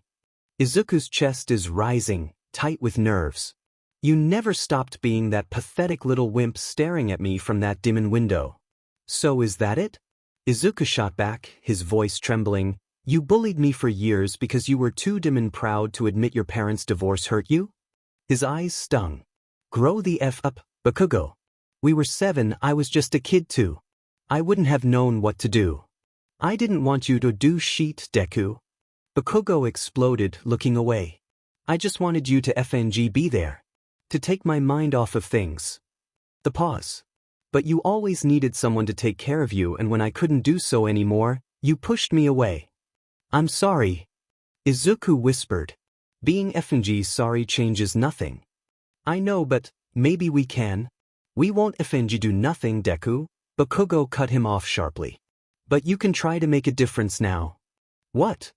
Izuku asks, confused about what Bakugo means. The blonde reaches into his backpack and pulls out an envelope. It looks dirty, muddied at the edges. I found this that day, he begins. When you ran away like a PP, I heard something from deep down the woods. The pause. Both of them stare at the envelope. I couldn't see who was there, but I looked down and saw this. And you didn't hand it over to the police? Izuku questions. I didn't know what to do. My gut told me to lie, the blonde snaps, frustrated with himself. Do you have any idea what you've done? This could have kept Monoma from getting arrested. The little evidence they had made him look guilty. Izuku shouts. This envelope could have changed his life. Well, why don't read the DMN thing and see if that's true before accusing me of being an idiot? Bakugo tosses the envelope at him. He hesitates, then takes it. He scans it thoroughly. It's pale, like the color of old Victorian stationery. A dark red wax seal on the front, engraved with something he can't quite make out. He opens the already broken seal. Bakugo stares at him intensely. Inside is a letter. Stained with blood. Purity is a delicate thing. It wilts the moment the truth comes in touch. One cannot pretend to be a savior when the one in need is left to drown. Behind every pure thing lies something tragic. The first to fall, but not the last to lie. Pressed against the bottom of the page is a white flower, its edges browned with time and dirt. So, Bakugo snaps. This doesn't make any sense. Izuku murmurs. It doesn't make sense? The taller mocks. It makes perfect FING sense. Whoever killed her clearly had a personal motive. I'm sure it was not that psych, major weirdo, but this confirmed sheet. The green-haired boy begins pacing around the room. We have to find who it is. Bakugo says, voice dropping low. The letter spells it out, the first to fall, but not the last to lie. It's gonna happen again, Deku. Someone else is getting killed. And what? Are we supposed to go murder hunting? Izuku snaps. You're right, this tells us sheet. Stop being a FING coward for once in your idiotic life and be the person you pretend you want to be, dickwit. They've been yelling so loud Izuku worries someone might have heard them. He presses a hand to his forehead, eyes squeezing shut. I will. The memory slams into him that conversation he had with Shinso just a few days ago. I will. Bakugo is right. Painfully, undeniably right. He had to stop running. He had to stop being a coward. Fine. Izuku growled. Bakugo blinks. Fine what? We'll find the person who did this. The freckled boy meets his eyes. And I'll make a difference now. Is Izuku sure what he just got into? Definitely not.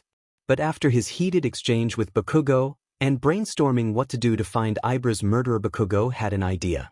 So, here he is, getting ready for a party. A party? That's your idea? Let's do a quick recap of their plan. None of them had been close to Ibra, and they knew her friends wouldn't be too thrilled about sharing private information about their dead friend with two wannabe detectives. The one, Mina Ishido, was an acquaintance of Bakugo's. She and Kirishima were childhood friends, and unlike the two of them, their friendship remained intact. If there was one thing you should know about Mina Ishido, it was that she liked to party hard. And she was the biggest gossip known to man.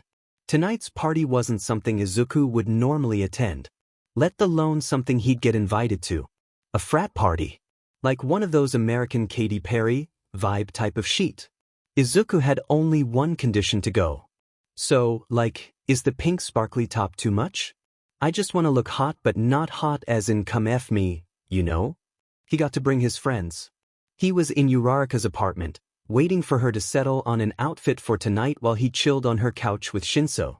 Hey, isn't your boyfriend coming tonight? Shinso asked, loud enough for her to hear him from the bathroom. No. He went home for the weekend. His brother is getting promoted or something, and they're having a family trip, the girl replied. Aren't you like family already? You've been dating for like 2 years. Izuku snorted, knowing demon well that Uraraka could not handle the Idas for more than 3 hours. He did ask me to go, but I said no. Tenya is enough for me, Uraraka admitted. But what about you boys? Any prospect you might be interested in tonight? I hear jocks are the best FS. She teased. Uraraka. Izuku protested, mortified. What? You out of everyone should know that. He so did not. Last semester, Uraraka convinced him to go out to a house party in town where he very much accidentally hooked up with a soccer player. Safe to say, it was probably one of the worst FS of his life. I out of everyone know that's just a myth. Izuku deadpanned. Well, I bet that hot but roommate of yours fits the narrative very well, Shinso chimed in. Oh my god, you still have a thing for Kaminari? The freckled boy asked. How could I not? Shinso shot back, shocked by the question. That man fits every box on my list. I think the real question is, why do you have a list? Uraraka added. Whatever. You idiots wouldn't get it, Shinso muttered, dropping his entire weight onto the back of the couch. Yeah, she agreed. We'll never understand why, if you like him so much, you totally freeze in his presence. You act like a virgin standing in front of the only D on Earth. I do not. Shinso snapped. It's roughly 11 o'clock when they get to the place. So, babe, Uraraka called, eyeing the place. Remind me why you got invited to this, again? He hadn't really told them. Mostly because when Izuku mentioned the party, they said yes without asking any questions. Well, my roommates, he chuckled. Jocks, haha, remember? He was trying hard not to sound suspicious, but noticed in his friends' faces that he failed tremendously. Right? Shiso replied, clearly judging him. Well, anyway. Uraraka stepped forward, grabbing each of their hands. Can't lose any more time.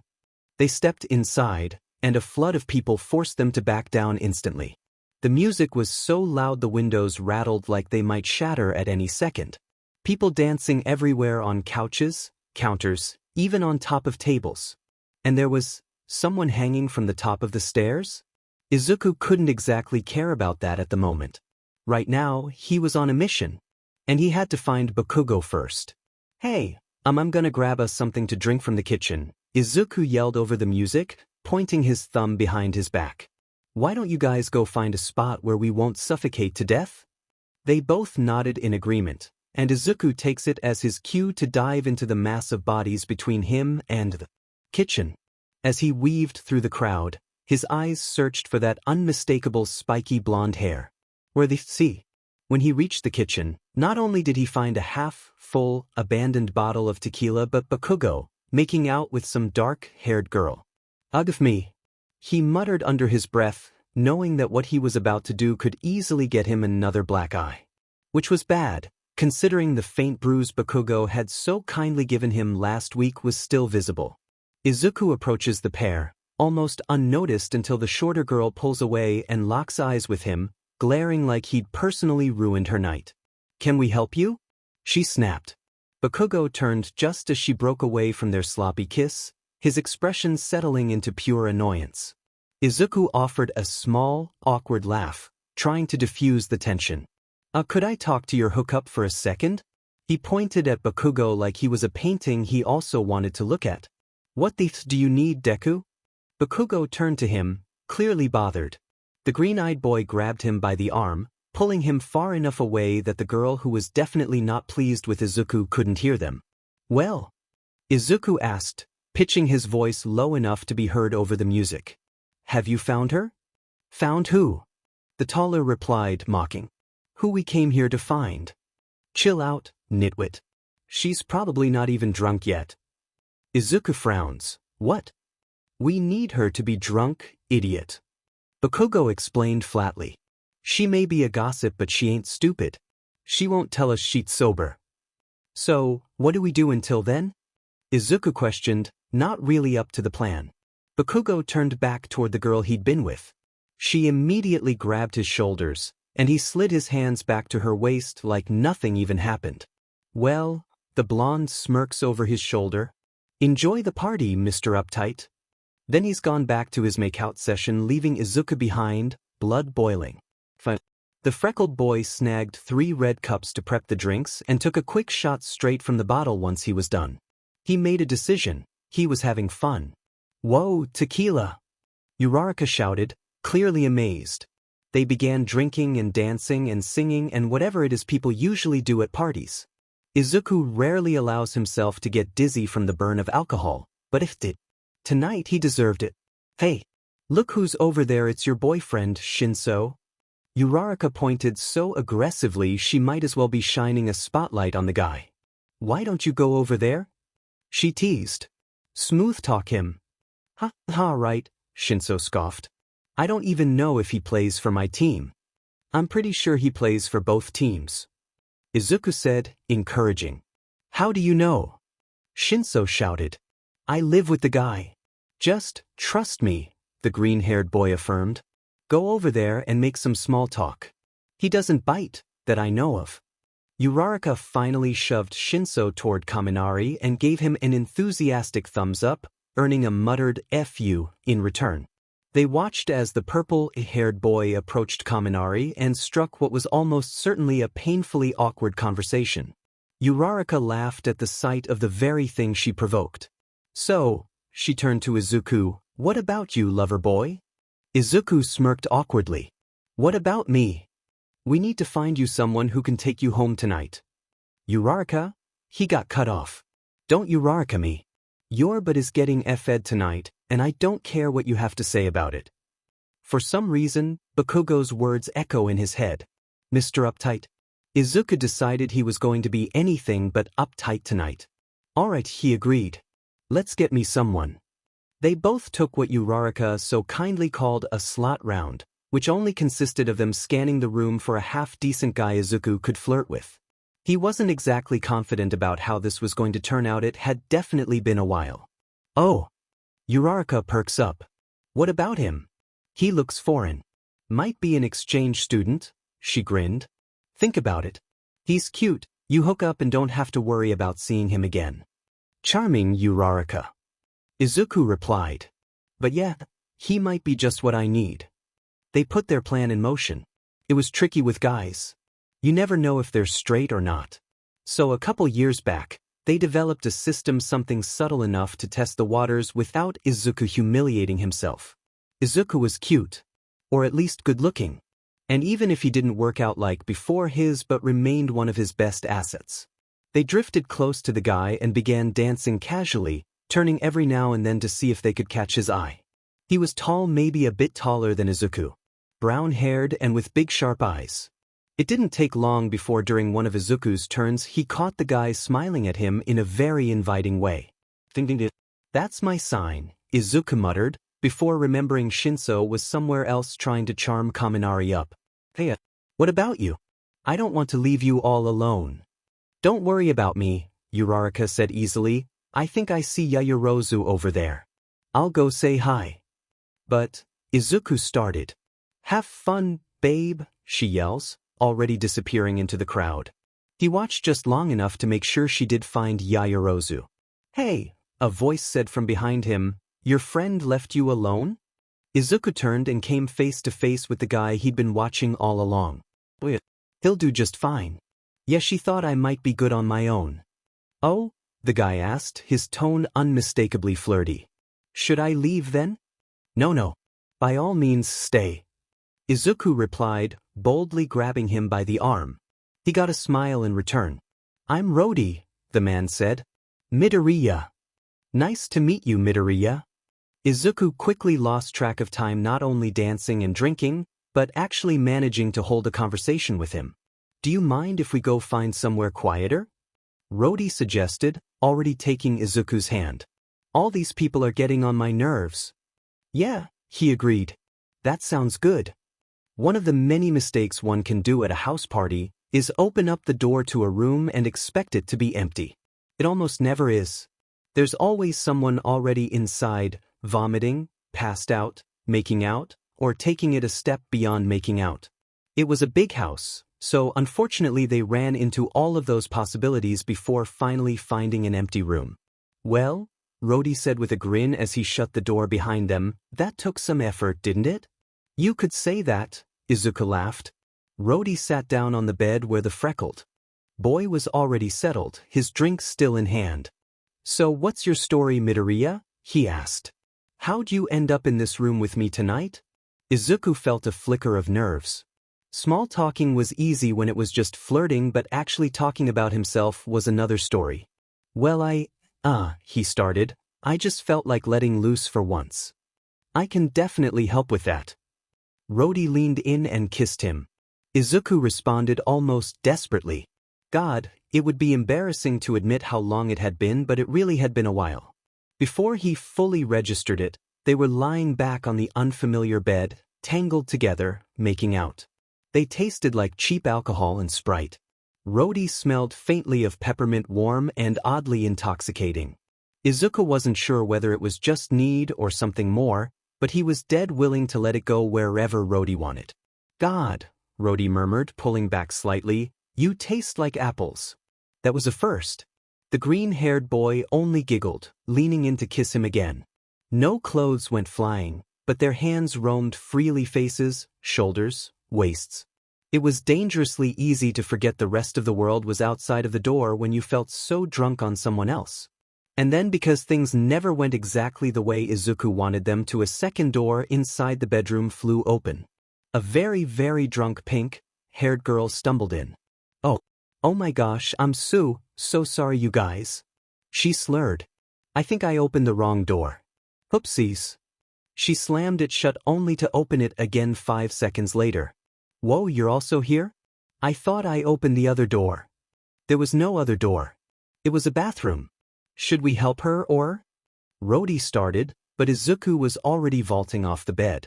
Hey, are you okay? Izuku asked, kneeling beside her as she collapsed onto the floor. Do you need to throw up? No, honey, she waved him off weakly. Don't worry about me. It's what I live for. That's when it clicked. The semi-passed-out girl in front of him matched Bakugo's description perfectly. Are you Imina Ashido? Izuku asked carefully.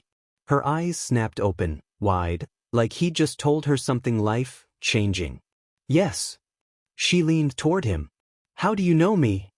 You're famous around campus, Izuku chuckled. She laughed loudly, dramatically. Oh, I'm glad.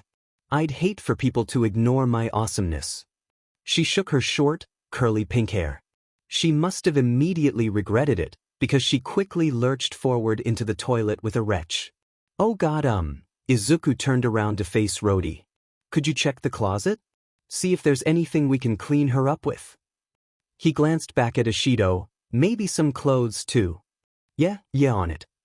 Rody replied. 5 minutes later, the boy reappeared holding a towel and an oversized t-shirt with Gangnam Style plastered across the front with the signature Dancing Man. Izuku stared at it, speechless. It was this or a naked Jessica Rabbit? Rody shrugged. Yeah.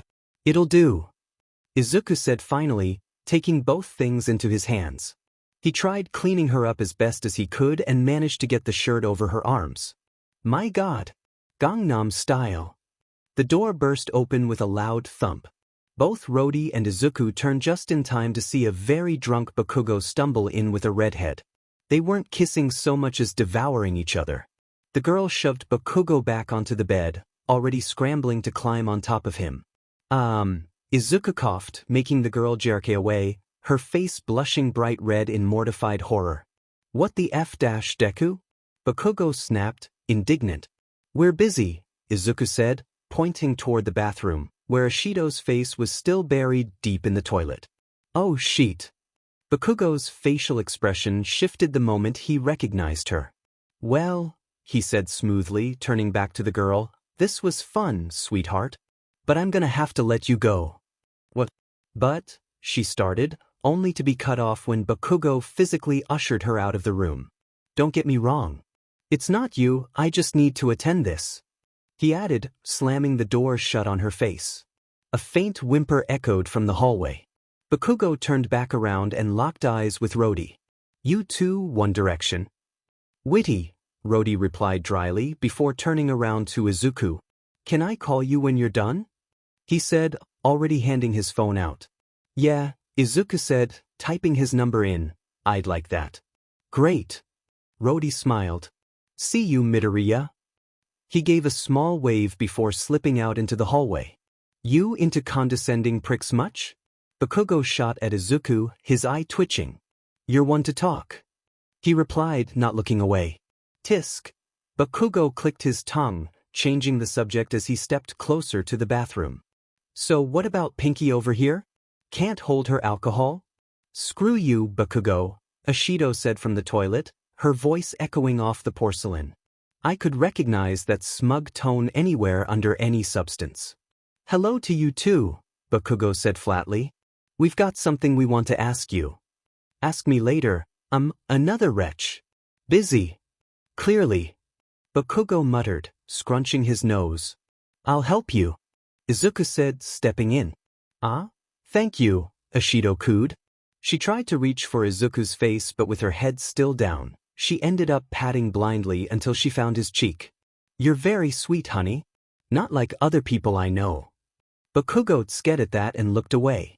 Izuku was for once oddly relieved to know there were other people that could get to him. He stayed with Ashido until she finished throwing up and helped her get to her feet once she was steady enough to stand. Better. Izuku asked. Should I get you some water or? Just tap would be nice. She replied. He went back to the sink and poured some water onto a glass, then went back and handed it over to her. Here you go. She took it before practically chugging it down, giving the empty glass back at him in a silent plea for more. Right? Izuku muttered, rushing back to get more. So, Ashido said once she'd recovered a little, what was it you wanted to ask me, Spiky? Bakugo bristled at the nickname. What do you know about that girl, Ibara? Ashido dropped her head forward before answering. Bakugo, if you wanted me to hook you up with her, I hate to break it to you but she's dead. Izuku stepped in quickly. We wanted to know if you knew something about her that might have been off. The pink-haired girl squinted as she took another sip. Off? Yeah, like, did she have any bad blood with someone or a known who didn't like her as much? Izuku said. Leaned forward into Izuku's face. What exactly are you boys doing here? Playing detective or something? Then tilted her head, smiling, and why does a cute boy like you hang around with pricks like him? Izuku flushed. She was close enough that he could smell the alcohol on her breath. I were just trying to help Monoma, he answered quickly. Neither of us think he's guilty. Ashido leaned back, bracing her arms on the bed. Well, d'ye men right about that? She said, some of us at the psych faculty can't stand him, he might be annoying, but he's not a murderer. Izuku dragged the chair from the desk over and sat across from her. Yeah, I'm not exactly fond of him either, he admitted with a small laugh. How was their relationship? Ashido sighed. Well, rocky I guess. She said after a moment, they were on and off a lot. She frowned. Many people think Ibara was some kind of saint who never stepped out of the line, but she was a hot mess. What kind of mess? Bakugo asked, arms crossed. She was like really depressed. Took a ton of meds and she had her side. Ashido explained. She didn't just run the Akamisu Faith Association. She was also a member of an anti-homosexual community. Izuku's eyes widened. Growing up gay kid in a gated community like his had never been easy. It eventually became the main reason he was bullied. The worst part was that he'd never even admitted it, people just liked to assume, and that was more than enough. It never hurt him as much as it did his mom. A single mother with an absent father was all a lot of people needed to judge her. Try topping that up with her son in question being a FG. Ashido spoke again after a few heavy seconds of silence. I guess it's not something to be surprised of really, but it did cause a lot of problems between her and Monoma. Why is that? The blonde questions. Well, for starters he's bi, she begins.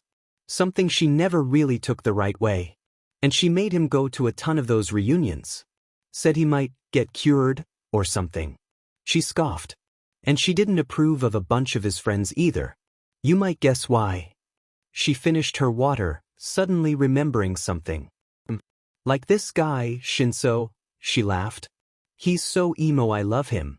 Ibara could not fathom the thought of them hanging out together, but that was way more personal.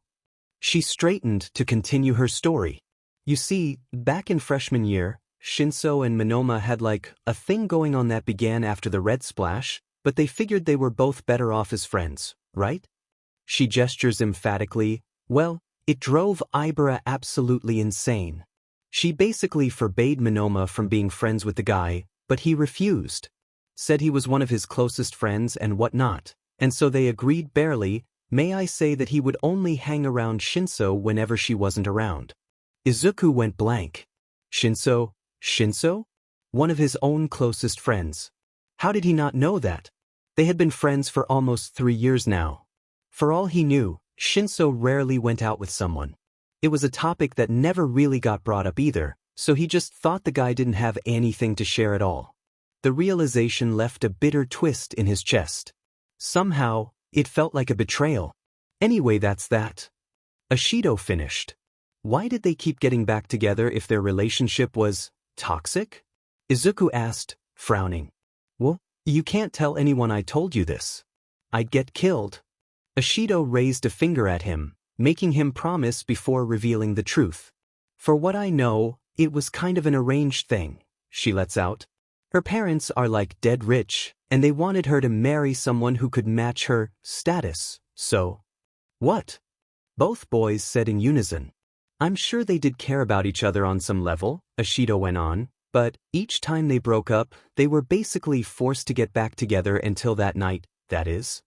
The night she went missing. Izuku said quietly, to which Ashido nodded. Look, I don't know what happened that night, so I won't tell you that I do, the girl trailed. But I do know for a fact he was seeing someone else. A guy. The fucker was cheating on her? And she caught him? Bakugo stepped forward from the corner he was standing in. I don't know if she caught him, Ashido said. I think he told her.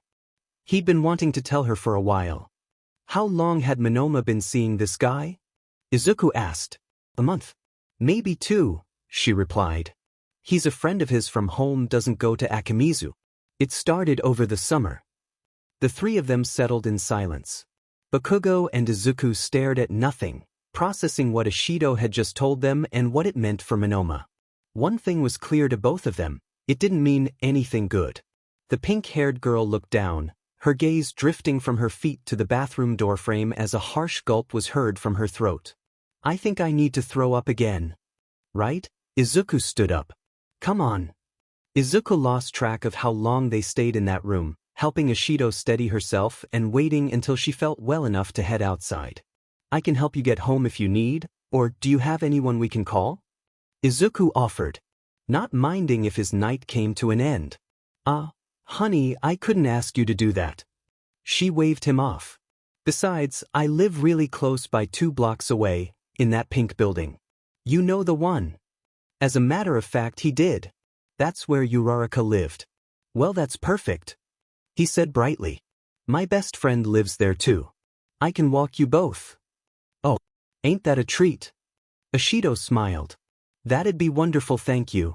She paused, hand on the door. Oh my gosh. I just realized I don't know your name. Midoriya. He voiced. Izuku Midoriya. Well, you're gonna have to give me your number, she winked. I definitely want to see you again. Can't you see he's gay, you pink airhead? Bakugo cut in from behind them. Weirdly intrusive. Thank you for the remark, but, Ashido shot back, rolling her eyes. And yeah, I did. That's how we met, wasn't it, Midoriya? She bumped his shoulder. I walked in on you with that cute European boy. You were gonna that guy before I came in? I wasn't gonna him, Bakugo. Izuku shot back.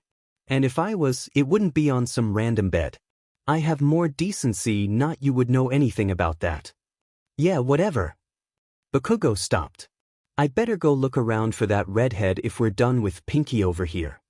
He took off down the stairs rapidly so he could get ahead. Catch you later, Deku. The blonde walked away, without even turning around before disappearing in the crowd. Dear God, why do you hang around with him? Ashido muttered. A nasty coincidence. Izuku replied. They too walked downstairs, weaving through the crowd in search of Uraraka. Izuku had high hopes since he knew she would have texted him if she planned on leaving early. Who are we looking for? Ashido shouted over the music. My friend, Izuku said. She's short, brown hair, wearing a very sparkly pink top. He gestured wildly. It's hard to miss her. Is that her? She points. Ugh of me. Uraraka was on top of a table, dancing with Yaoyorozu and a girl he's seen in forensic legal studies. She was drunk. So drunk that asking her to leave will feel like a personal offense to her. Let me go get her, Izuku said firmly. It's very late anyway, and I promised her boyfriend I'd bring her home safely. Ashido gave him a thumbs up as he resigned himself to climbing onto the table. It didn't take long for Uraraka to take notice of him. Her eyes lit up instantly. Oh my God, you're back, she squealed. How did it go? Was he super hot? He was great, Izuku sighed. But we gotta go. Now. What? But I'm having so much fun. Yeah, he could tell. I promised Ida I'd get you home. But look how much fun Shinso is having. Uraraka pointed behind him, grinning. The green-haired boy turned to see Shinso still talking to Kaminari, leaning in close at times, but yeah, you could see it in his face that he was definitely having fun for sure. He's a big boy, I only need to take care of you. Izuku reassured the girl. Fine, she huffed. Let me just say goodbye real quick. Uraraka spun around to face Yoroyozu and the short purple-haired girl. Bye girls. Very nice meeting you, Jiro. She shouted as she drove both girls into a hug. Likewise, girl. Jiro laughed. Once they were off the table, Izuku glanced back at his friend. Who was that? Oh, I think she's like Yayarose's thing. She shrugged. I wouldn't say they're dating, but it seems like it's headed that way. Oh, he said, amused. He threaded back through the crowd until he found Ashido again, leaning against the wall and surveying the party. Uraraka, this is Ashido, this is Urara. He didn't get to finish. You. Both girls gasped at the same time. Midoriya, this is that annoying girl I told you about. Uraraka snapped. The one that lives above me and blasts her funky music at 100% at 3 FM. Well, if it ain't the little beach who's called security on me every day for the past month. Izuku just stood there, utterly confused. Maybe if you had a little more respect for other people's peace, I wouldn't have to use those resources, Uraraka spat. Yeah, well perhaps if you weren't a little stuck up, you'd actually enjoy the vibe I bring to the place. I need to sleep, you Jairu wannabe. Who are you calling wannabe? Ashido looked fully prepared to start throwing hands, and Izuku just knew Uraraka wasn't going to flinch when responding back. He quickly stepped in between them, taking advantage of the fact that he was taller than both. Okay. He cut in. What if we just get you girls home, and you both pretend for the entire walk that you don't hate each other? They scoffed at the same time. Reluctant but not fighting. It took them 15 minutes to get there. Just enough time for the girls to somehow become best friends, something Izuku found baffling and deeply relieving. Once they reached the entrance to their building, he let them go with a soft hug. Are you sure you don't want me to stay? He asked. Oh my god, completely, Uraraka giggled. We are going to stay up watching a movie, or at least we're gonna try. I have caramel-flavored popcorn if you want, and I think I got marshmallows that we can put on hot cocoa. Ashido added, gesturing wildly. Yes, totally. Where have you been all my life?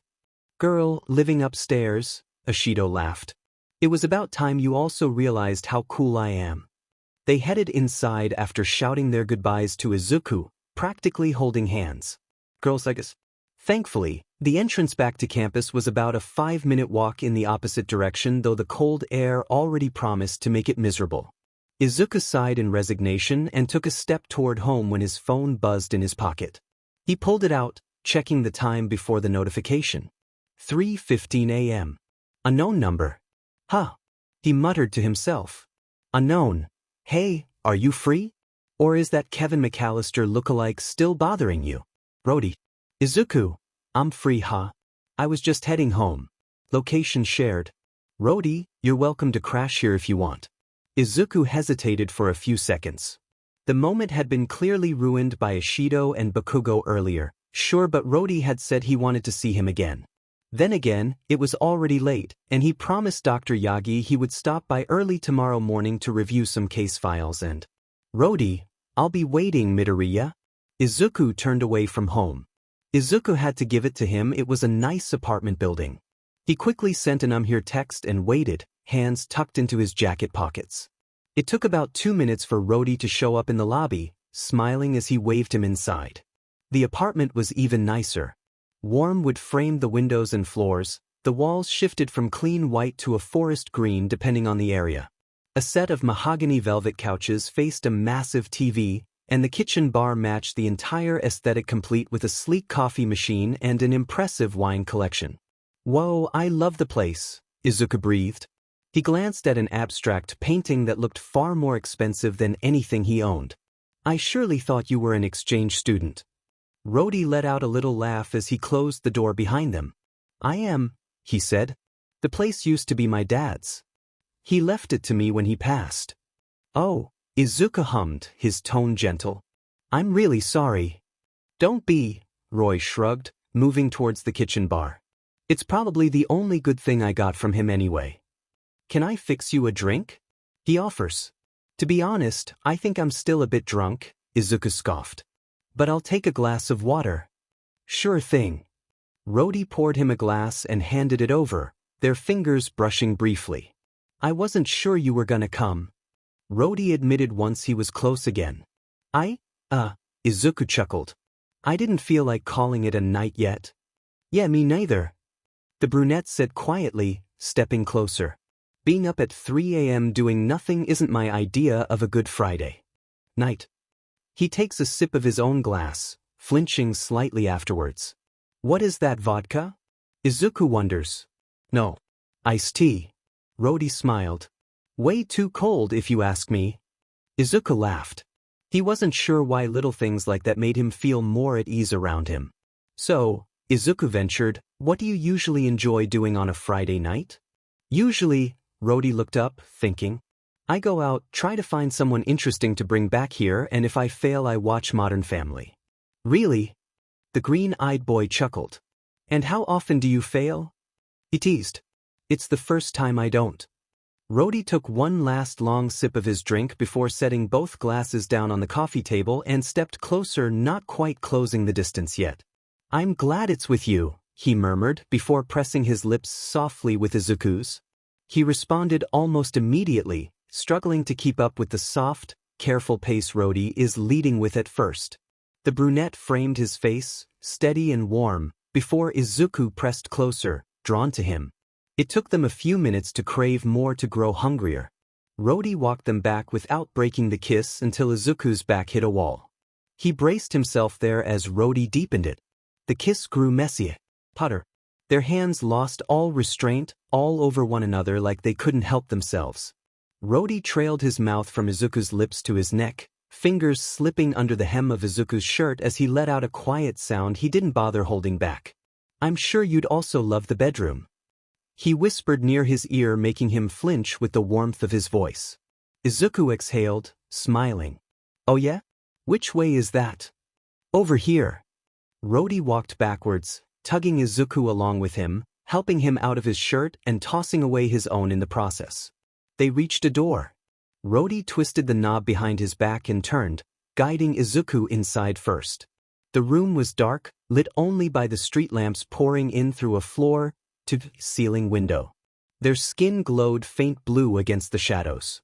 Rody grabbed Izuku by the waist, pressing their chests together, and slowly let himself fall over him on top of the bed. For a moment, Izuku thought of nothing by the warmth above him, hands undoing him piece by piece. For a moment he didn't care about whether he was being naive, or stupid, or both, if this guy was the type of guy he needed or not. Because for the first time in a long time, he let himself sink into the pleasure of having another body breathe on his neck and down his chest. Soft hands stroking his hair and his spine, hard kisses that felt addictive in the worst, best way. He wasn't expecting this guy to be anything other than a wonderful night. But God, he was feeling like heaven might fall from the sky. And no one deserved this more than him. At the party with Shinso, Uraraka, like a FING trader, pushed Shinso straight toward the one guy at the party he absolutely did not want to make a fool of himself in front of. He shot her a not-so-kind of you before deciding he couldn't keep being a coward forever. Shinso had liked Kaminari probably since the first time he'd seen him step out of the shower in Izuku's suite.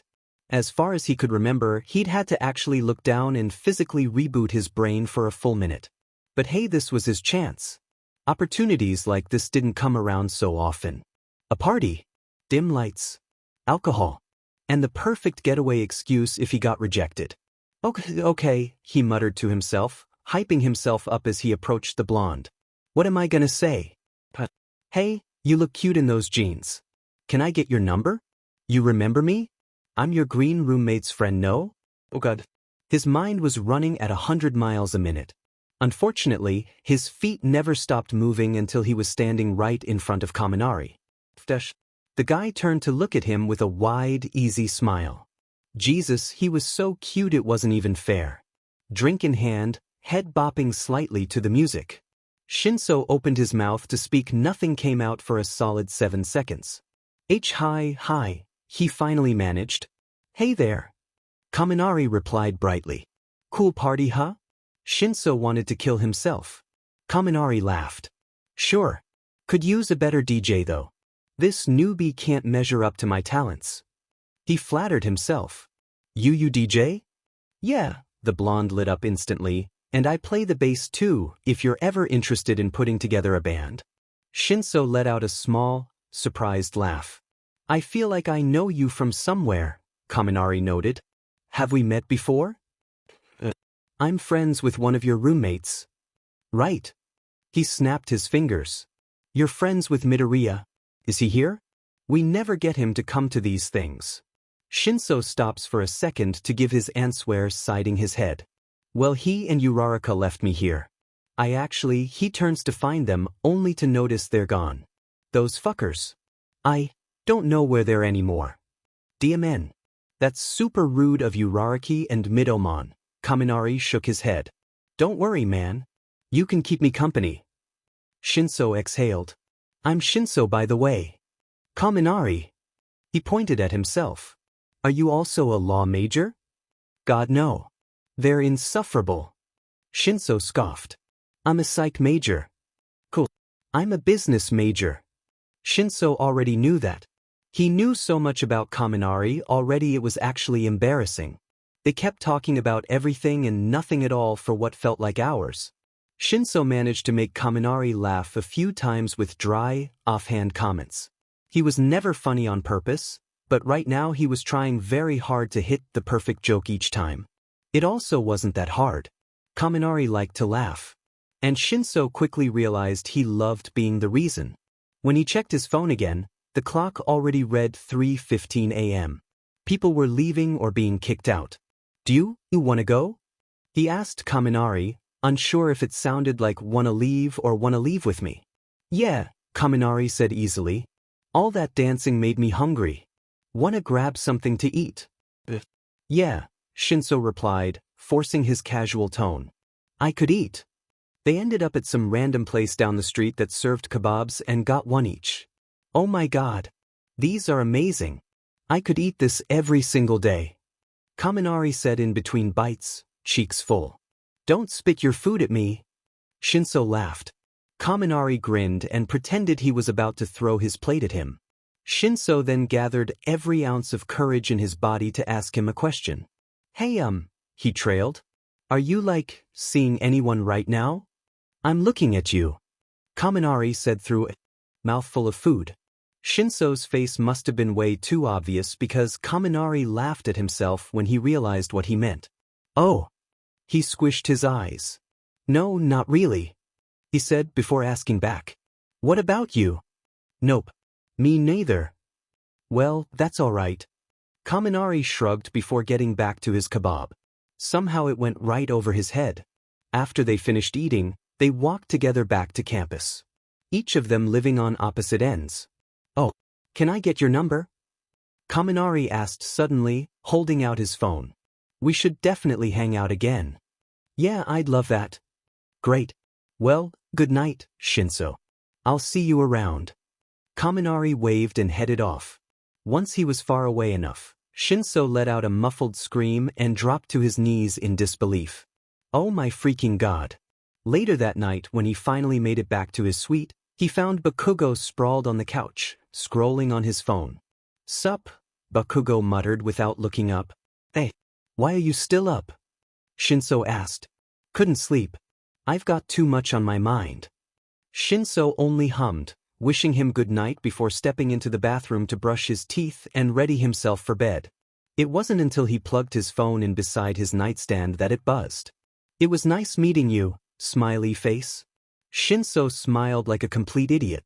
It was early in the morning. The sun hadn't even fully come out by the time Izuku heard his phone ringing, struggling to find it between sheets that weren't his own.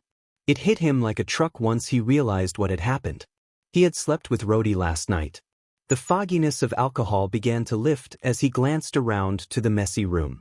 Pants thrown over furniture, sheets completely wrecked, a condom wrapper on the wooden floor that had been torn apart by Rody's teeth, and the man in question, asleep beside him. His back was exposed as Izuku took in the scene. He found his phone somewhere on the floor. A missed call from Bakugo, and a couple of passive-aggressive texts. Bakugo, pick the F up, Deku. I ain't got time to wait for you while you're screwing around with God knows who. Izuku, what do you want? Bakugo, finally. It took you that long to take the D out of your butt? Izuku deadpanned. Izuku, if this is about you being obsessed with my SEC life, forget it, Bakugo. It's clear to me that is all you can think about. Bakugo, you wish. We need to talk. Meet you at Kamui's at Don't Dare Be Late. Izuku, sure. What about? Bakugo, what do you think, dumbass? He pressed a hand on his face and let out a deep sigh.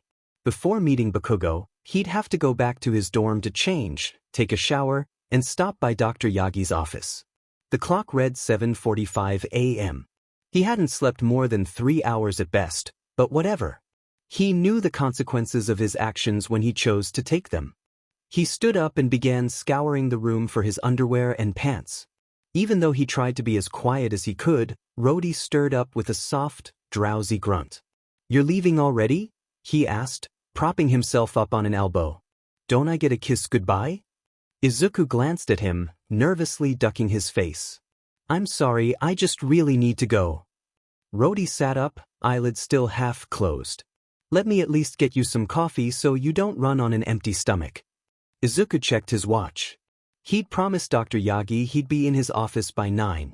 He muffled a groan and shook his head. I'm sorry, I really need to get going. He stepped into the living room to retrieve his shirt, which had been thrown over the couch the night before. Rhodey followed him, resting against the armrest as he patiently watched Izuku get dressed. Is it okay if I call you again sometime? He asked, tilting his head. Izuku pulled his head through the hem of his shirt, his messy hair popping out almost cartoonishly. Yeah, sure. I'd like that, he chuckled. I'll take your word on that, coffee. Rhodey smiled back a flirty little grin that made Izuku feel like he was talking to a celebrity. You got it, he agreed. See you then, Midoriya. Izuku fled back to his suite as fast as he could, determined to shower and look at least vaguely decent. When he opened up the door to his flat, none of his roommates were awake. Reasonable. Considering they were forced to wake up very early in the morning every weekday, they usually slept in on weekends. It took Izuku about 30 minutes to shower, get dressed, and eat some leftover pasta from his fridge. Once he was done and his teeth were brushed, he grabbed his things and headed towards Seiji Hall, the law faculty. He reached Dr. Yagi's office at exactly 9:02 a.m., which wasn't bad, considering he hadn't woken up in his own bed. Good morning, doctor, he greeted as he stepped inside. Young Midoriya, Dr. Yagi looked up from his desk piled with documents, offering him a warm smile. I was wondering if you'd be coming in today. You're usually as sharp as a clock, he joked. Izuku laughed awkwardly, knowing full well that the truth behind his tardiness wasn't something he could share with his mentor. Yes, I'm very sorry. I had a bit of a morning commotion, he said, letting out a small laugh. Don't worry, young Midoriya. I certainly remember how college life was back in the day. It was Saturday morning, and the small wink Dr. Yagi gave him made it clear he at least suspected Izuku had been out late the night before. Izuku muttered, trying to change the subject and get to work. What did you need me for, doctor? I'll make sure to get it on right away. Oh, yes, that, the older one chuckled, settling back into his chair. Just a few minor pro bono cases. I wanted your opinion on, nothing that should take too much of your time. He paused before adding, but I also wanted to see how you've been doing lately. I feel like I barely see you around these old halls anymore. It was true. Even though Izuku hadn't neglected his duties as Dr. Yagi's intern, most of their interaction lately had been limited to email. I'm sorry about that, Izuku began. Things have just been crazy lately. I figured, Dr. Yagi replied. How are things going for the I.D course? Is young Bakugo behaving a bit better? Izuku tilted his head a little before answering. He's been easier to work with, I think, at least compared to before. And how's your case going? The doctor asked. I hear from Dr. Hagakure that he gave you both quite the challenge. Yeah, Izuku trailed off. Something. His heart dropped. Dumbfounded by his own stupidity, he shook his head. Sorry, I just realized something. I can't believe it went right over my head. I can tell, the professor said with a soft scoff. Come on, kid, You can think about your brand new discovery after we wrap this up. I'll only take 1 hour and a half of your time. Yeah. On it. Izuku took a seat at the small desk across from Dr. Yagi's and began skimming through the documents, jotting down notes every few paragraphs marking what he would change or remove, and occasionally making out loud comments for those things he considered more relevant. His mind was elsewhere during all of that. Something so obvious, so ridiculously comical. He was only counting down the minutes until he had to meet Bakugo. Izuku waved Dr. Yagi goodbye, abruptly standing up from his desk once they finished reviewing the cases. He fled across campus to Kamui's, a vegan burger place behind the university. The clock read 10:35 a.m. when he stepped out of Seiji Hall. It would take him roughly 20 minutes to get there if he walked as fast as he could. It was an awfully big campus. By the time he reached Kamui's, breathless and slightly nauseous, he pushed the door open, only to find Bakugo already seated in a booth by the window. "Hey, good morning," Izuku greeted as he slid into the seat across from him. "You're late," Bakugo hissed. Izuku checked his phone, unimpressed. "It's barely 11 o'clock. On the dot. I've been sitting here for 10 minutes waiting for your butt to show up," Bakugo growled. "That's a you problem, Bakugo," Izuku replied, lowering his gaze at the menu to avoid his eyes. "Being early is also being unpunctual." Before the blonde could snap back, a waitress thankfully approached to take their order. Her soft smile was enough to make him back down. Even Izuku knew Bakugo wouldn't want to cause a scene in front of her. Izuku ordered a quinoa bagel and a cup of dark coffee. Bakugo went for a vegan burger and orange juice. "You still don't drink coffee?" Izuku asked. "Why would I?" Bakugo scoffed. "It makes your FNG mouth stink and I don't need sheet to stay awake." "It's good," Izuku muttered. "It's not even. Tastes like sheet." "Whatever." Izuku leaned back just as the waitress returned with their drinks. He waited until she disappeared into the kitchen before speaking up again. "I need to tell you something," he said quietly. "I need to tell you something too," the other replied. Izuku leaned forward, scanning the room. "Please let me go first." Bakugo sighed, tilting his head before raising his eyebrows in a wordless go on. "I can't believe I didn't notice this earlier," Izuku began. "Honestly, I'm worried you already did, and I'm just late for something you knew all along." He paused. "How did Ibra die?" Bakugo frowned, caught off guard. "What do you mean, how did she effing die?" His voice rose. "She got killed, that's how." "Yeah, but how?" Izuku pressed. "Did she drown? Was she stabbed? Choked? Hit? How am I supposed to know?" Bakugo snapped. "Exactly," Izuku said. "We don't know. We know nothing." "That's your big discovery?" Bakugo mocked. "That could have been a FNG email, Deku. Do you not see it?" Izuku felt his left eye twitch. "Do you not see how this is awfully similar to our case? To Rika Amari?" Bakugo's expression shifted as realization caught up to him. "Our case file said Rika Amari was a 20YO psychology student," he said slowly, shifting in his seat. "She was found in the woods near the city. And your toxicology analysis concluded that she'd been near water in some way, maybe not drowned, but waterboard."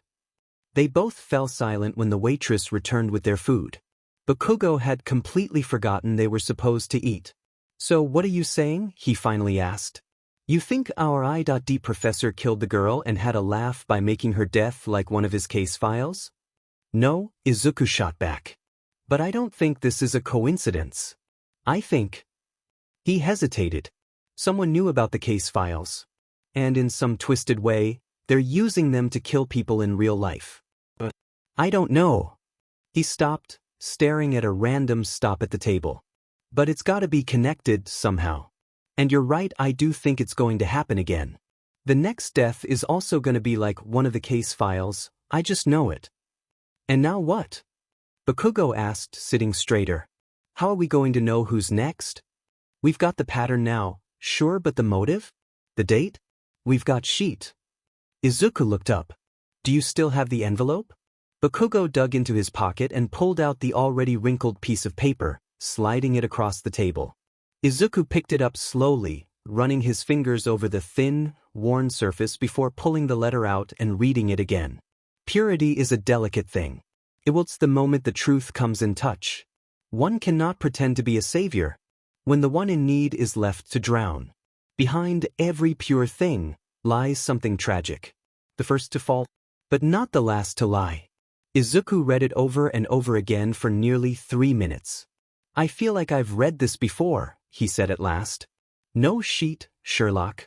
Bakugo deadpanned. You read it 3 days ago when I first showed it to you. Izuku sighed. No, I mean this line, he pointed at the page.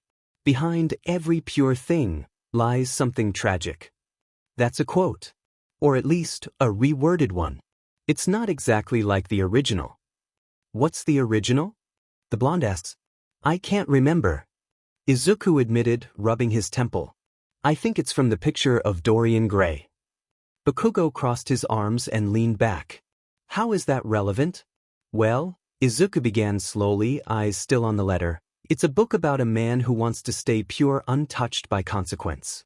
He wants to be admired, loved, seen as perfect. So all the rot, the guilt, the damage he causes gets transferred somewhere else. Bakugo frowned. Transferred where? Into a portrait of himself. Izuku replied. It decays.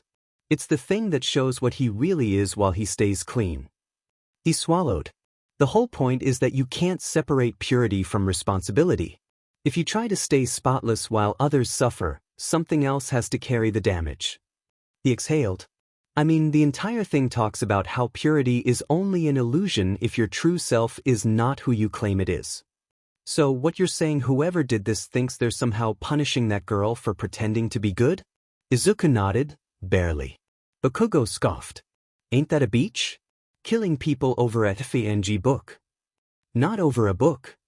Izuku said quietly. Over an ideal. The idea that suffering can be deflected. Think about what Ishido said, Izuku continued. Ibra was a mess under all of the spotlights and perfection she carried around. She was involved in some messed up stuff and she and Monoma weren't even a real couple. Are you saying this was somehow her fault? Bakugo shot back. That her getting killed was a good thing? No, Izuku shook his head hard. I'm saying that that's probably what this person thinks they're doing. He said as he slapped the paper lightly against his palm. Ibra was hiding something dark so her image wouldn't be affected. Do you remember Kendo's speech? She was a freaking angel to everyone. Even if your theory is right, Bakugo said, gesturing at him, we don't even know what that thing was. We're still at point zero. Yeah, Izuku trailed off, his eyes lit up after a second. Wait, you said you needed to talk to me too. Bakugo looked out the window for a moment. I think we need to talk to him. To who? Monoma, Damas. We need his side of the story. He's in a detention center, Izuku said, leaning over his meal. How exactly do you expect us to talk to him? Bakugo let out a scoff, staring at the boy across from him like he was stupid. You're the criminal law prodigy, aren't ya? He tilted his head. Doesn't that come with someone who can get us in? Izuku's mouth slid open in disbelief. No. And even if it did, how would I justify that? We're not even friends with him. A smirk tugged at Bakugo's mouth. Lawyer up, debt. Be convincing. There was something Izuku could do. There was someone he could ask. He just didn't want to owe that kind of favor to this particular person. Fine, he finally caved. But you owe me big. Bakugo grinned. Sure, hotshot. Whatever you say. After they finished eating at Kamui's, Izuku resigned himself to his fate and headed toward the one place on campus he actively avoided, the Ryusei Technical Complex. It housed the engineering students and was more commonly known as the Foundry. Located on the south side of campus, it was the only building in Akimizu that didn't follow the old European aesthetic, just a massive industrial facade and the never-ending hum of machinery. Why are we here? Bakugo asked, staring at the building. I know someone who can help us get in, Izuku replied, his hands clenched as he hesitated at the entrance. And is it a magical genie? Bakugo joked. What are you waiting for? I really don't want to ask for her help. Stop being a wimp, Dek. Let's go. Izuku looked dead in the eye. It wasn't that he was a wimp, this particular girl had a way of getting to him really fast. Here it is, Izuku sighed when they reached the door marked 1H, making no effort to knock. Do we really need to talk to Monoma? I feel like we could. The door flew open. Izuku barely had time to react before he was knocked onto the floor by a tall girl with gold goggles and wild pink hair. Man, that was my last pile of junk, she shouted. How am I supposed to build my baby number 57 now? She paced the hall, then noticed Izuku sprawled on the floor, a glowing bump already forming on his forehead. Her eyes lit up. Midoriya. Long time no see. She hauled him up and inspected him from far too close, completely invading his personal space. What are you doing here? She grinned. Looking for another date? She smiled before facing Bakugo and leaning into his face too. And who's this treat? Friend of yours? No, they both said in unison. Oh well. She shrugged, already walking away. Nice seeing ya. Wait, Hatsum. Izuku called, rushing in after her. Look, cutie. Cutie? I don't have time right now. I'm super busy building my final project of the semester, and I have no seconds to spare for you. We're not even a month into the semester. Bakugo deadpanned. I know. Hatsum whimpered. So much has gone by already. I need to get to work, Toodles. I need you to get us into the detention center. Izuku blurted, making her stop short. She slowly turned around, a confused look on her face. And why would you need me to do that? Because I need to speak to someone. You're gonna have to be way more specific if you really want my help. Izuku let out a heavy breath, glancing around the massive lab. At least 15 students were scattered around, and the noise alone was enough to make anyone deaf in half a day. Do you have somewhere quiet we can go? Hatsum smirked, half tempted, half flirtatious. She led them into a small office at the end of the lab. The heavy door did a decent good job at dulling the noise outside. So, Hatsum said, sitting on the desk and tilting her head at Izuku. What do you want to get in there for? We need to speak to Monoma. The guy who... I know who he is, she cut in. I might not go out much, but this place feeds on gossip. She let a small snarky laugh, before focusing again. So what? You're just curious, or do you actually have something worth asking him? Izuku glanced at Bakugo and gave him a small nod. Slightly reluctant, he pulled the envelope from his pocket and handed it over. Someone left this on the scene that night, Izuku explained. We have reason to believe whoever did this is going to act again. If this can help us figure out who's next, we want to make sure we can stop it. Hatsum quickly gazed at Izuku before opening the envelope and taking out the letter.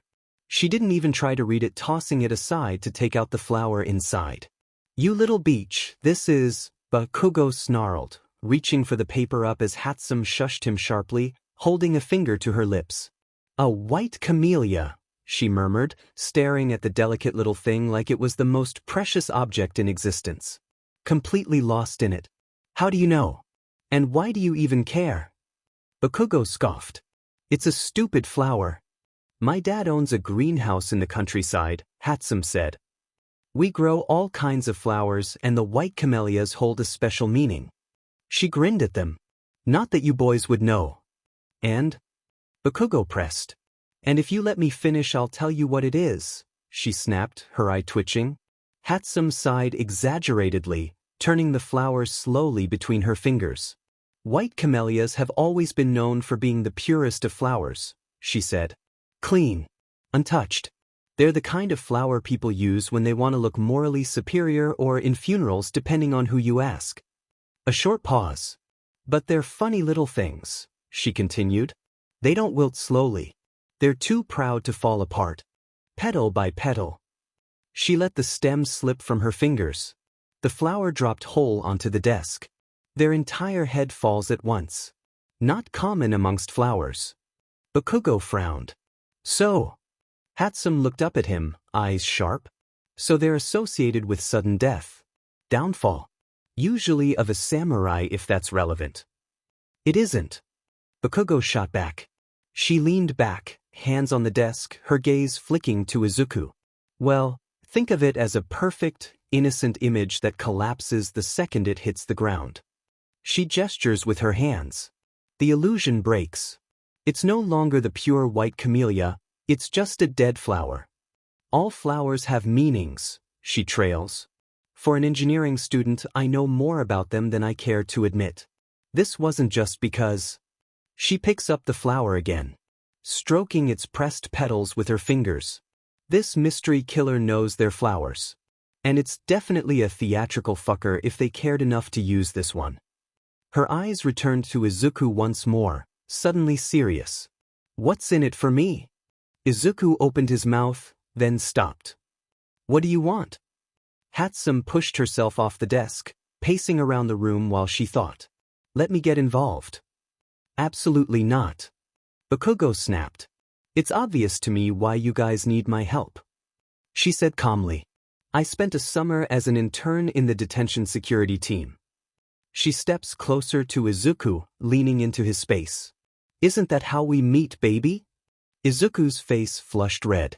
An uncomfortable frown on his face that made her laugh. You're asking me to do something illegal, aren't you? We really wouldn't be here if we had any other way around, Hatsum. Izuku pleaded. Please. Those are my terms. She shrugged. Let me in. Didn't you say you were too busy with no seconds to spare? Bakugo cut in. Yeah, well, I can make room. She winked at him. Izuku thought for a moment, looking up at her hands on her hips. Fine. Fine. Bakugo growled. You get access to whatever we find, Izuku said, and you help us in return. But you cannot let anyone know. Hatome smiled, zipping her lips. My lips are sealed. 2 days passed after they made that deal with Hatsum. They weren't entirely sure how she pulled it off, but by Monday afternoon, they were standing in front of the prefectural detention house at the city's edge. It was no lie that the security systems in these places were impeccable and deeply monitored. There was no chance they could simply walk in and request a meeting with Monoma. They needed a backup story. Something plausible and approved. Hatsum had texted Izuku earlier today with the details. Okay, so you're gonna walk in and say that you're a law student, no lie in that, though, and you are conducting an academic interview approved under faculty supervision. Simple enough. With her knowledge of the system and a bit of influence from her expired, but functional credentials from her summer internship they already had a foot in. Izuku did need to give her the name of one of his professors to make it believable. His first thought was, obviously Dr. Yagi, but he quickly realized that if this somehow went sideways, he'd hate for him to find out by a police call. So he went with the one professor he knew wouldn't even pick up the phone if that happened. Dr. Torino. It was 2:50 p.m. when they stepped inside. Good afternoon, the officer at the front desk greeted, barely looking up from his screen. Purpose of your visit? Izuku swallowed nervously.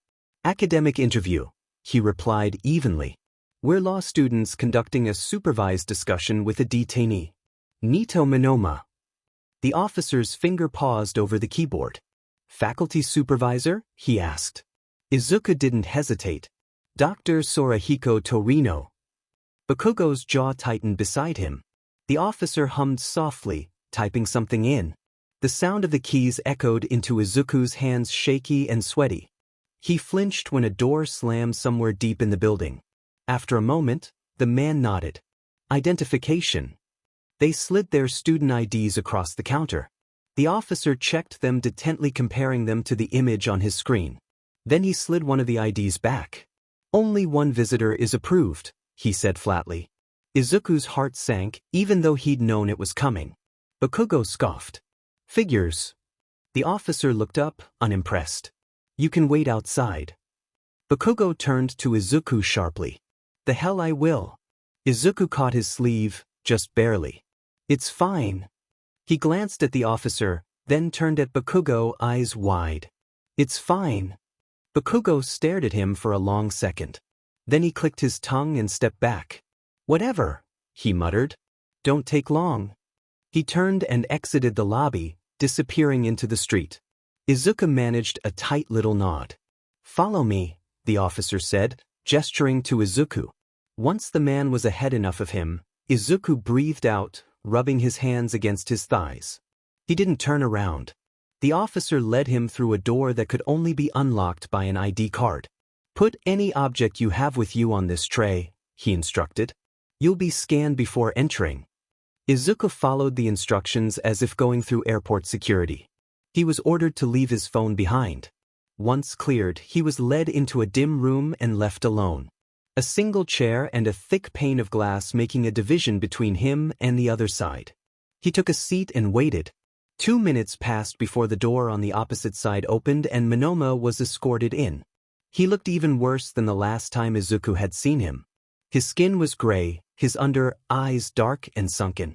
He was noticeably thinner, his gaze unfocused, lost. Once seated across the glass, Monoma stared at Izuku for a long moment before speaking up. Midoriya? Hi, Izuku replied softly. How are you doing? Been better, he said flatly, forcing a little smile. What are you doing here? Izuku hesitated. He couldn't tell him the truth. There were cameras on every corner of the room. They were most definitely being watched. I was granted a meeting with you, he said instead. Law student and all. The joke landed awkwardly. The air felt heavier than he'd expected. I wanted to ask you some questions. Izuku added, leaning forward slightly. You know about what happened. Monoma sat straight, his breath shallow. I don't think I can talk about that, he said, glancing around the room. It's okay, Izuku reassured him. I'm not here to assume you're guilty. I just want to know about your relationship with her. Well, she was my girlfriend. Monoma replied. Isn't that enough for you? Izuku pulled a small notebook from his jacket, flipping through it until he found his notes. He looked up before reading the first question aloud. What was your relationship like? Monoma seemed to think to himself for a second before responding. He muttered. We got along really well. Izuku looked at him closely, expectant of anything else. We talked a lot. Went to church together. She told me everything. Did you tell her everything? Izuku asked, stepping carefully into uncomfortable ground. No, Monoma admitted. I guess not. Was there anything she didn't like? She didn't lie. She used to say lying was the first step to sin. Izuku flipped a page. I was at her memorial, he said quietly. Monoma's expression softened. He hadn't been there. Your friend Kendo. Izuku continued. She said something about Ibra always being there for everyone. I guess that can be a ton of work for anyone. Not for her, Monoma replied, looking down. She took great joy in helping everyone. Even if she was drowning herself. I guess that's where I came in. Monoma added. She didn't talk about her problems to anyone but me. Do you think others noticed she was drowning? Monoma shrugged faintly. Maybe, he said. I don't think they cared enough, though. Izuku continued. What troubled her? Monoma went quiet for a moment. Not being able to live up to the pedestal everyone put her on, he said finally. Disappointing her friends, her family god. She was really religious, wasn't she? Izuku received a nod. Do you know how her upbringing was? Well, Monoma played with his hands, what you'd expect, I guess. Small town. Very religious family. All that exclusive, elite social circle stuff. Right? Izuku trailed off, his fingers tapping lightly against the counter. You come from a similar background from what I know. You could say that, yeah. Is that how you two met? Monoma began rocking himself in his chair, only stopping when a guard behind him let out a loud grunt. Yeah.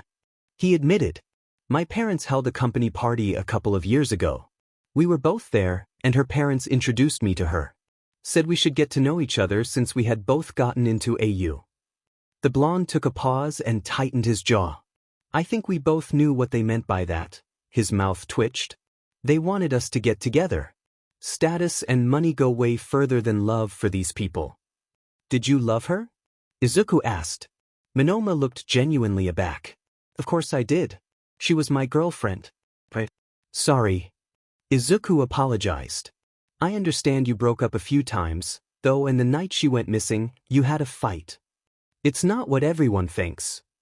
The blonde replied.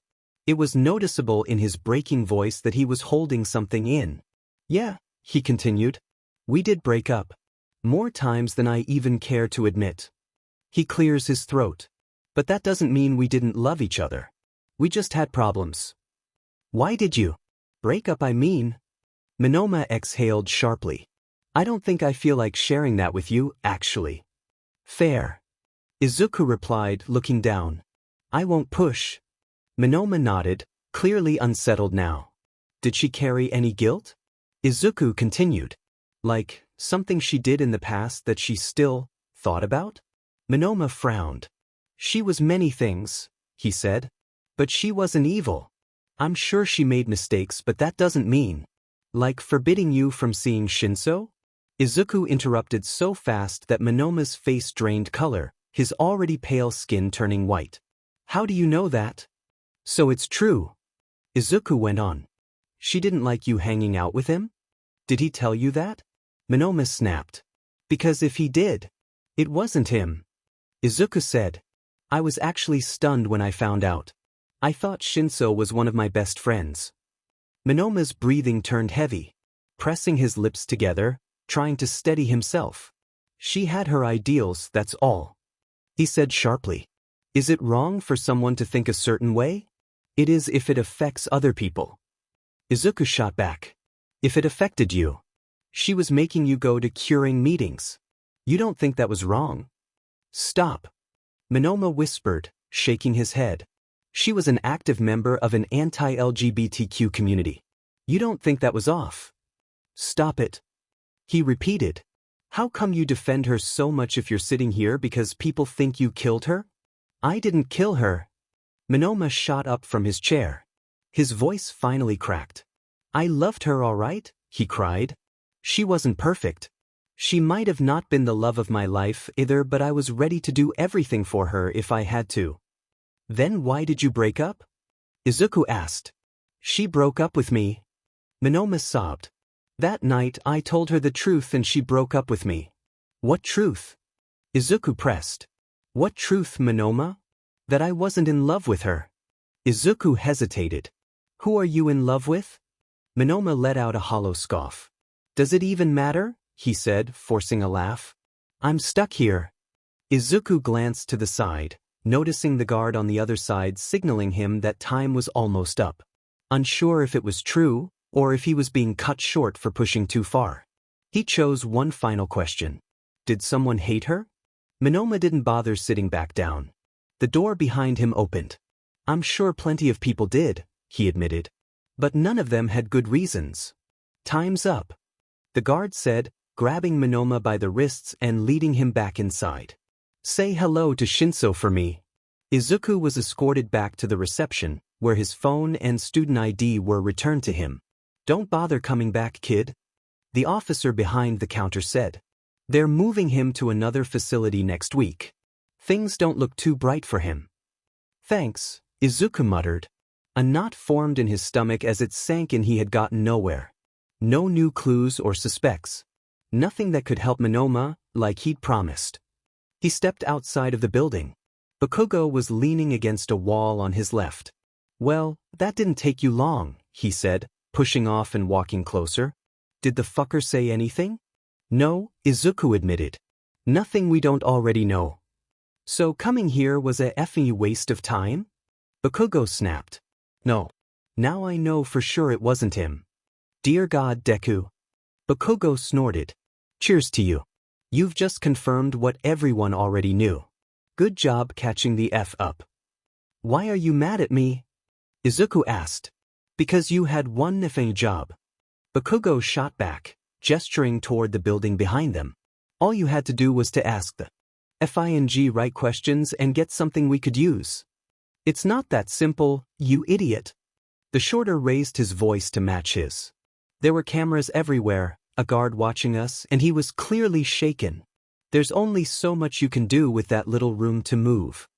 But you should know how to handle it, Deku. Bakugo said, jabbing Izuku in the chest with a finger, pushing him back a step each time. You're the law major. You're the one who said it's fine and left me out here. You're the one who swore you'd fix this. So tell me, are you fixing it? Because I sure don't see you doing shit. Jesus, Bakugo.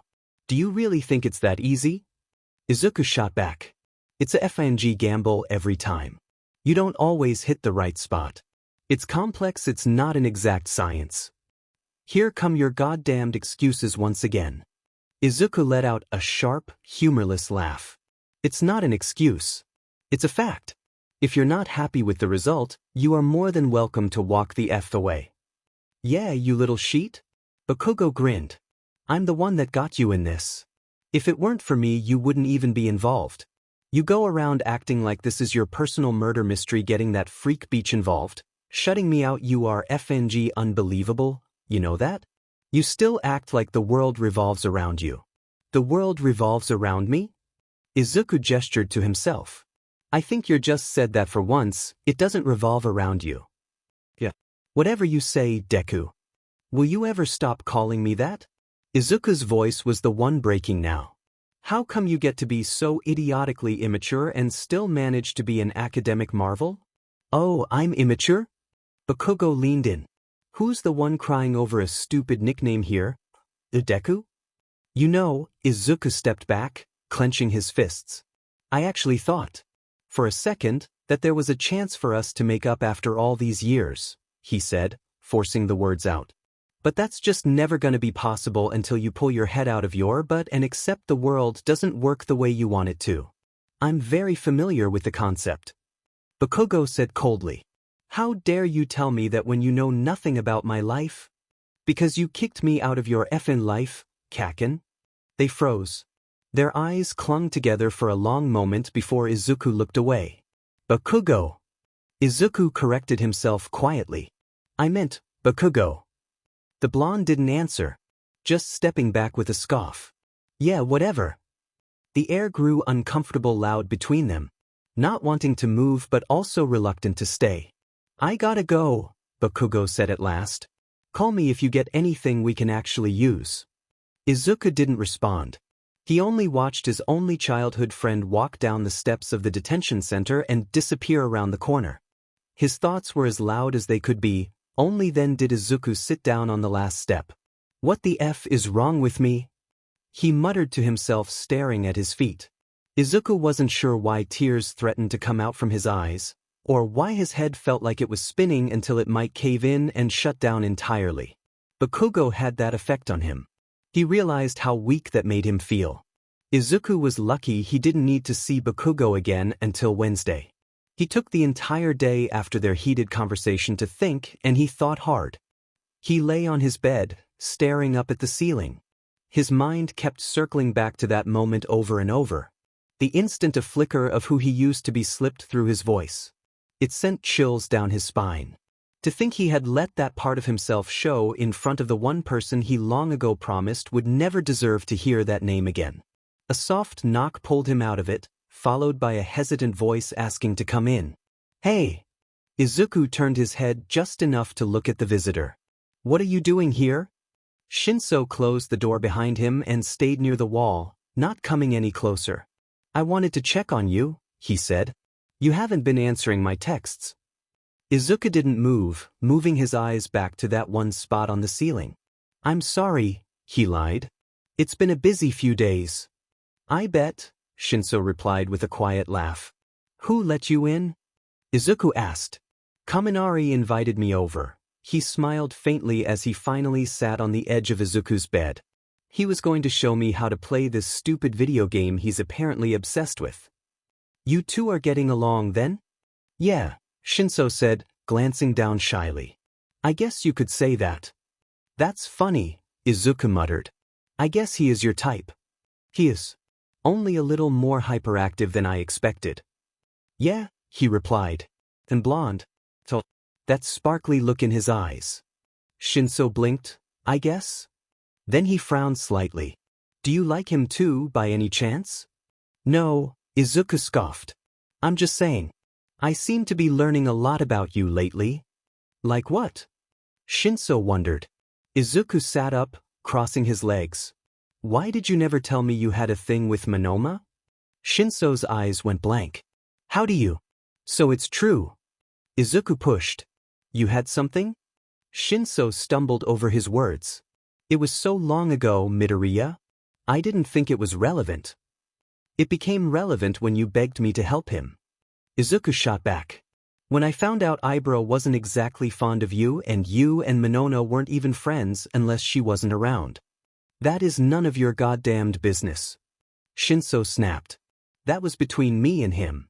And yeah, maybe Ibra was a little crazy with her weird rules. But I respected that. I never pushed. If I never told any of you, it was because I simply thought it was better that way. Didn't you trust us with it? Izuku snarled. Oh yeah. Shinso shot back. Like you're so honest yourself? Izuku's eyes squinted. What is that supposed to mean? You really thought I didn't know you Bakugo have known each other your entire lives?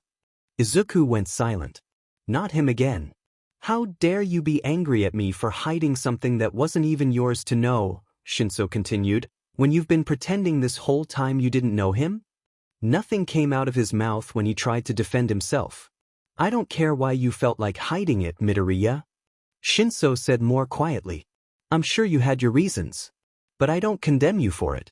I never did. He stood, heading for the door. Stop acting like you're the only saint in the room, Shinso added. Maybe you'll see that things aren't as deep as you think. The door shut behind him with a heavy thud. Izuku stayed right where he was. He had been playing hypocrite all along. For the first time, he felt like Bakugo had been right. Maybe he was immature. Maybe he hadn't grown up at all, only learned how to pretend he was the adult in the room, while his heart was still the one of a little boy. And he realized he hadn't felt this small in a very long time. It was already past midnight. After his exchange with Shinso, Izuku had been too embarrassed to come out of his room, so he'd fallen asleep instead. He had cursed at himself under his breath, fully aware that he owed Shinso an apology and soon. He got woken up by his annoying ringtone. Half-conscious, he fumbled for his phone, squinting at the screen to see who on earth would be calling at this hour. Bakugo. He lifted his head from his pillow once the name registered. Hello. He answered, his voice sleepy. Meet me downstairs. I'm outside your dorm. Do you know what time it is? Come down in 5 minutes. It's effing freezing. Bakugo hung up straight after, not giving Izuku the option to choose to stay inside in the comfort of his own bed. He pulled on a hoodie and a pair of pants before heading out. The suite was pitch dark, something he was quietly grateful for. He didn't feel like explaining to his roommates why he was leaving in the middle of the night.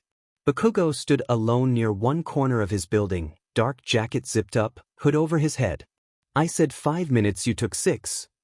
Yes, sue me. Izuku replied dryly. What was so urgent that couldn't wait until a decent time of day? Bakugo seemed weirdly nervous. He fidgeted with his hands inside his jacket pockets. I was thinking, he said slowly, about yesterday. Izuku stiffened, unsure what to respond. You know, Bakugo continued, eyes fixed on the ground, how you said that idiot didn't give you anything new or whatever. Nothing we didn't already have. Yeah, Izuku muttered. Sorry about that. Bakugo waved it off. What if we've been looking in the wrong place? Izuku frowned. What do you mean? Like, the blonde tilted his head towards the night sky, searching for words. What if asking people from Ibra's present was wrong? Maybe we need to look into her past. Her past? Yeah. Her hometown. Old friends. He said with a shrug. Maybe someone who knew her then is studying here. Who knows? Izuku thought for a moment. Yeah, he said quietly. Yeah, that might get us somewhere. Right? Bakugo agreed, rocking slightly on his heels. The pause. Was that all? Izuku asked. The blonde glanced up, met his eyes for half a second before looking away again. Yeah, he said. I just couldn't sleep. My head's been killing me lately. I get that. Izuku tried to ease the mood, letting a small laugh out. Well, Bakugo clicked his tongue. Guess I'll see you tomorrow, Deku. He was already turning away when Izuku felt the urge to try and make him stay a little longer. Wait! He shouted, lowering his voice instinctively afterwards. I wanted to apologize for yesterday. Bakugo stopped, surprised. I had no right yelling at you like that, he confessed. I know that now. You're right, I haven't been acting the right way with you. He stopped to make eye contact with Bakugo. I shouldn't have let my prejudices get in the way. It was childish of me. Bakugo turned fully toward Izuku, fighting the urge to look away. Yeah, well, he shrugged. Nobody's perfect. Yeah, Izuku said. Anyway, I just don't want to let this get between us again. I'd hate to be on nasty terms with you knowing I have to see your face every other day. Bakugo huffed. I know. Sheet, isn't it? Izuku finally let out a genuine smile. Yeah. After all these years. Silence settled between them, thick and heavy still, but different than before somehow. It's good, Deku. Bakugo let out. Can't pretend I haven't been an a-hole lately too.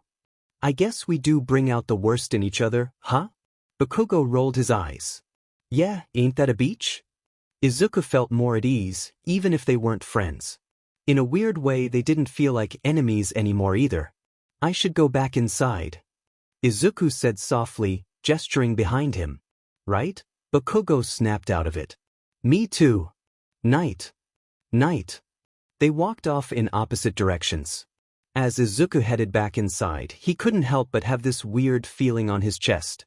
Like something new about to go off, undiscovered, a small secret he had just learned. What a strange feeling. A couple of weeks went by where Izuku's life finally felt more at ease.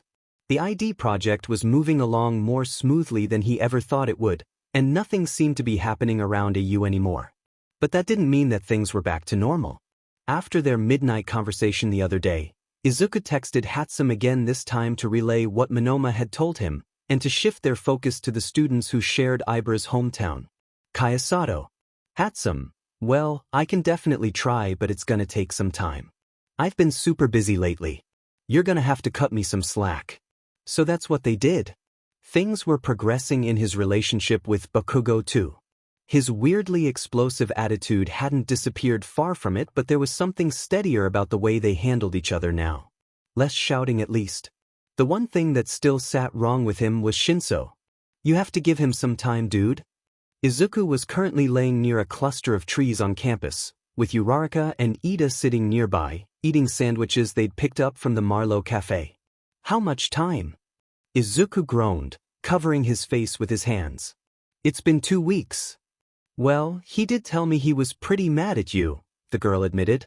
Said you had no business meddling in things. Things that have nothing to do with me, I know. Izuku interrupted.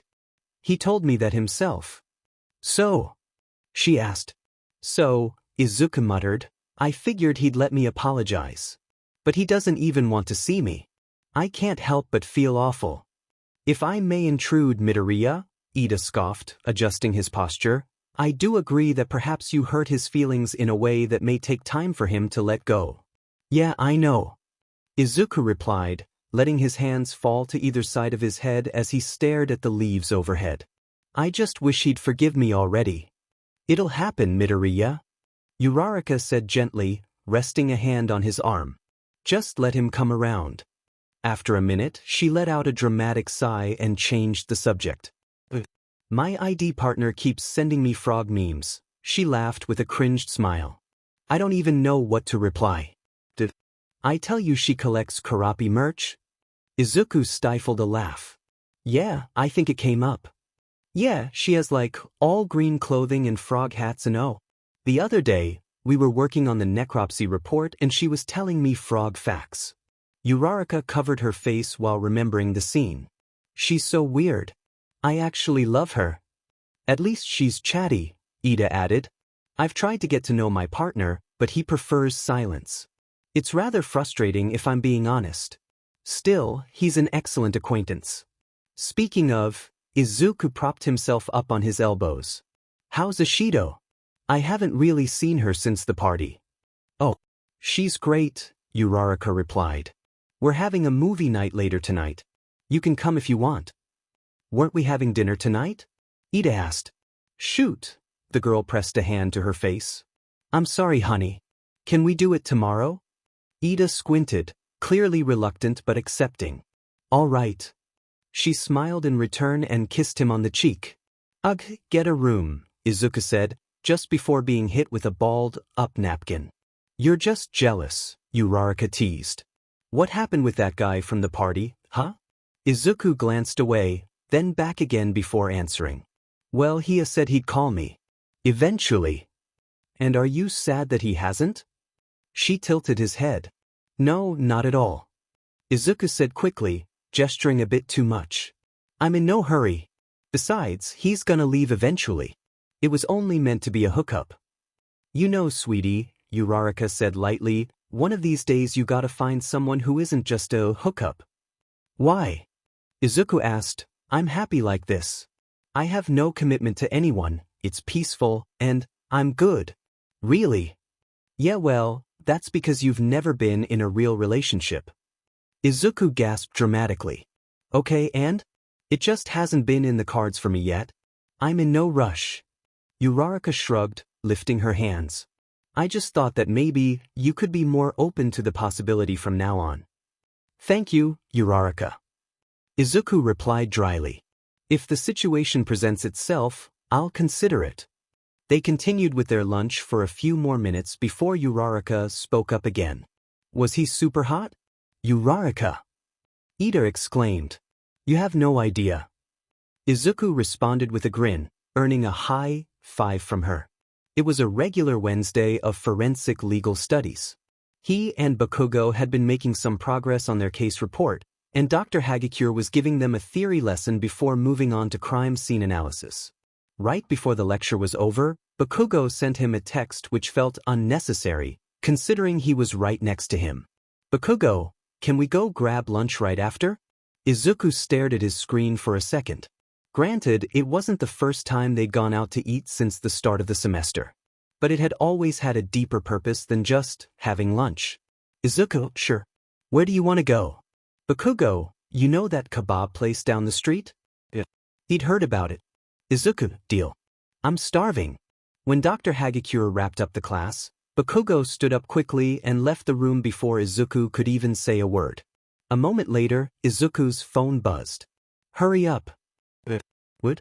As he was putting his laptop away, Uraraka approached him. Hey, do you want to go grab something to eat? Izuku stuttered for a second before answering. I'm actually eating with Bakugo. Her eyes widened like they might fall out of her face. Bakugo! She exclaimed. Since when? Izuku laughed it off awkwardly, aware that a few people nearby had started staring. Well, you know, he began. We're just making an effort to get along. Right, she replied. Because a month ago you were so eager to be friends with him. Okay, I know what I said before. Izuku muttered, rolling his eyes.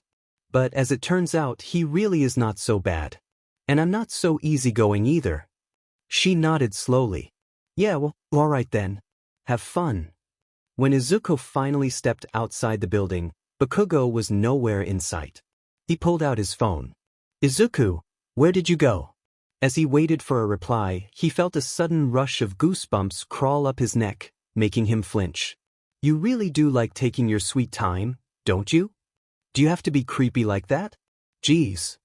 Whatever, the blonde shrugged, already turning away. Let's go. Wait. Izuku hurried after him. Why did you bolt like that earlier? None of your business, Deku. Bakugo shot back. I just had some things to take care of. Oh. So secretive. All right.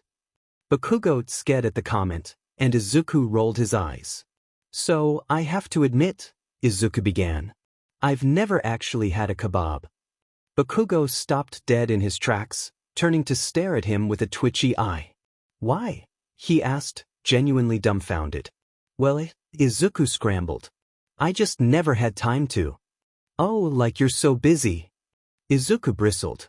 I am if you must know, he scoffed. And no one ever asked me to go. That's all.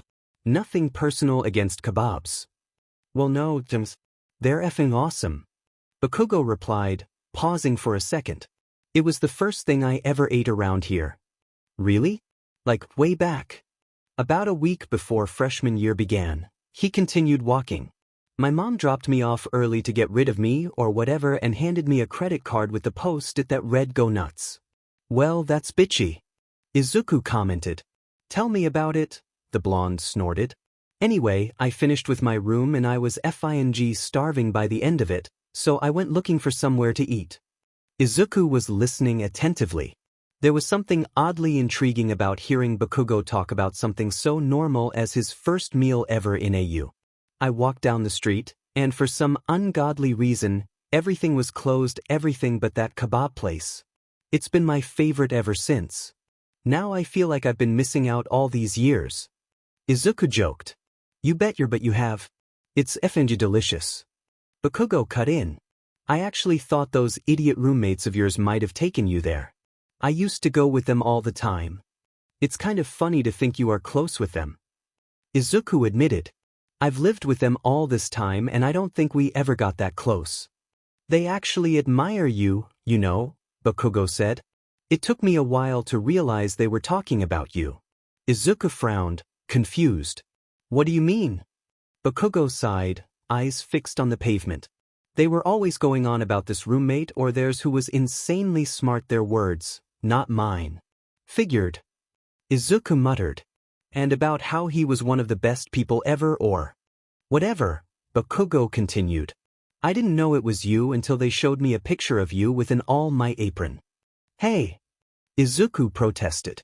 That's like violation of privacy. Now why would they even do that? Bakugo looked away, clearly holding back a laugh. Because I have one too. Izuku laughed, like actually laughed. Oh my god. Are you for real? Yeah, and if you tell anyone. I won't. Izuku promised between laughs. I swear. Yeah, Bakugo muttered. You better, Deku. They kept walking in silence. Izuku found that he didn't mind it. If someone had told him a month ago that he'd be joking and willingly going out to lunch with Katsuki Bakugo, he would have laughed hard. Yet there he was. They reached the place shortly after. The walk had only made Izuku hungrier, and the menu board with an image of a glossy kebab nearly made him drool. It was a small restaurant, warm light spilling from hanging lamps against black painted walls that made the place feel oddly comforting. The tables were dark mahogany, almost camp style. Before taking a seat, they went over to the counter to order. Izuku stared at the menu for a second, completely lost. What should I get? Bakugo didn't look up. Whatever you want. Why do you ask me? Well, it was your idea and it's your favorite spot, Izuku added. What do you recommend? Everything, Bakugo muttered. Just no onions. Alright, I'll just have what you have. Bakugo ordered for both of them, and they took a seat on one of the tables. So, Izuku hesitated, unsure how to phrase this question without making things awkward. Was there something you wanted to talk about? Bakugo squinted at him. Why? Izuku glanced down at his hands. I was just wondering why you wanted to have lunch. Because I'm hungry? Izuku fought the urge to roll his eyes. I mean, yeah, but why with me? Something shifted in Bakugo's expression. His gaze flickered from Izuku to the entrance. Just stuff, he said. From the case. Right. Izuku nodded quickly. Which one? Well, has that freak sent you anything yet? So we can start looking into people? Izuku checked his phone for what felt like the millionth time. No. She said she'd be busy though. Bakugo exhaled. So I guess we just wait for her, huh? Pretty much. Izuku groaned, rubbing the back of his neck with his left hand. He could feel the air between them slowly shifting, and he wasn't ready for it to turn uncomfortable again. Oh, he said suddenly. I've been meaning to ask how come you were on the basketball team? Bakugo seemed relieved by the change in topic. Back in freshman year, they held tryouts for a short time, he began. One of their older players got expelled or something, and they needed to fill out the spot quickly. I liked basketball back in high school, but I never really considered being on the team or anything. It just sort of happened. Their food arrived just then, perfect timing. And did you quit? Izuku asked. Not exactly. Bakugo took a bite before continuing. I knew I'd be busy this semester, so I told the coach to cut me from the games. He scoffed. Didn't expect my time to get eaten up by an actual murder though. That one was a beach. If I'd known you were on the team, Izuku tailed off, catching Bakugo's attention. I would have had a better excuse to never go to those games. Bakugo smirked, stuffing his mouth with food. Yeah. Whatever, that. It's a real sport, not like you would know. The teasing didn't sting the way it used to. Izuku was actually learning to enjoy the bickering as if they never stopped being friends at all. His thoughts got suddenly interrupted by a barrage of notifications that made the table buzz. Bakugo glanced at Izuku's phone just before he snatched it up. Jesus, that your boyfriend, eh? As if, Izuku replied. It's actually Hatsum. He opened the message to a long list of named students who shared Ibra's hometown. Hatsum, howdy. I'ma send you the list now because I do not have time for you to drop by Arn. Although you know I love your company, winky face. Text me if you need anything else and I'll get back at ya in 2 to 3 business days. Izuku rolled his eyes in cringe before texting her back a quick thank you. With a smiley face. She sent me the list. He skimmed through it as Bakugo leaned over the table to read. God, for a small town it's really a bunch of people. Oh, Ciro's on here. Your roommate Ciro? Bakugo squinted. Yeah, Izuku frowned. I don't know why I never asked him where he was from. I think I always assumed he was from somewhere else, he admitted. That's profiling, Deku. Bakugo deadpanned. He's only half Mexican. Well, I didn't know. Izuku yelled, trying to defend himself. He's always so busy, I just had other things to ask him about. Sure. Bakugo said dryly, leaning back. We could maybe start with him. I also saw one of my med classmates, but I don't feel like talking to that deech just yet. Who? Izuku wondered, scanning the list. This guy? Shoto Todoroki? Yeah, him. I think he's my friend's ID partner, Izuku shared. He told me that he was really quiet or something. And annoying, Bakugo added. He's ranked second in our generation and never gets off my butt. Goes around acting like he doesn't give a F, but I know he wants to take my place. Right? Izuku muttered. Well, Ciro feels like the way to start. You could come over later to my suite. The guys have a game tonight and won't be back until late. Bakugo considered it, taking another bite of his kebab before nodding. All right. They finished their meal shortly after and stepped into the breezy autumn air. The sky was already tinting orange, even though it wasn't even past 5. Bakugo went his own way, said there were some things he needed to do before heading to Izuku's suite, so Izuku had around 3 hours to get some of homework done. It was just some quick reading and a few paragraphs for an essay he'd been working on for his corporate law class. Once he was done, he gave the suite a quick glance and suddenly became very aware of the mess no one ever bothered cleaning up. His couch was permanently coated on hoodies and socks. The entrance was cluttered with dirty shoes and forgotten umbrellas. His kitchen, oh God, his kitchen was truly the one space he felt mostly responsible for, and right now it sat with a bunch of nasty pans and dishes left unwashed overflowing in the sink. He had maybe 40 minutes before Bakugo showed up. For some reason, the idea of letting him see this mess, even if Izuku wasn't even partially responsible for most of it, made him feel oddly embarrassed. He muttered as he got to work. Anything that smelled weird went straight into the washing machine, which, if he was being honest, was pretty much everything. He shoved the umbrellas and dirty shoes into the living room closet and cleaned most of the dishes, leaving only the ones that had really stubborn stains behind. He was not responsible for everything. His phone buzzed just as he opened the fridge for anything that might have gone bad. Bakugo, just finished. Heading out. I'll be there in 15. Izuku, all right. I'll be here. I'll be here. Izuku cringed at his own text. What the f does that even mean? All right. 15 minutes. There wasn't much left to do without making it painfully obvious that he had cleaned the place. He was certain that Bakugo expected at least some mess. Izuku paced the room, then sat down on one of the bar stools, tapping his hands against his thighs only to stand again and wander into the bathroom. He stared at his reflection on the mirror. Jesus, his hair was a mess. He turned on the faucet and combed his fingers through his curls, splashing water on his face before straightening up again. He took another look at himself. This shirt looked weirdly off. He rushed into his bedroom and dug through his drawers until he found a simple long black t-shirt that felt casual enough with his baggy jeans. They weren't that baggy though. Izuku knew it wasn't a style he pulled off as well as he wished. Now he was ready. No wait, As he rubbed his hands together, he noticed how awfully dry they felt. He began scouring the room for the hand cream his mother had gifted him a few months ago for this exact reason.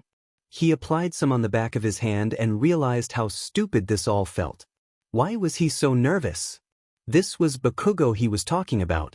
He didn't need to impress him. A heavy knock sounded at the door, cutting through his thoughts. Probably him. Izuku stepped out of his room, giving himself one last quick glance in the mirror before shaking his head, forcing himself to stop overthinking it.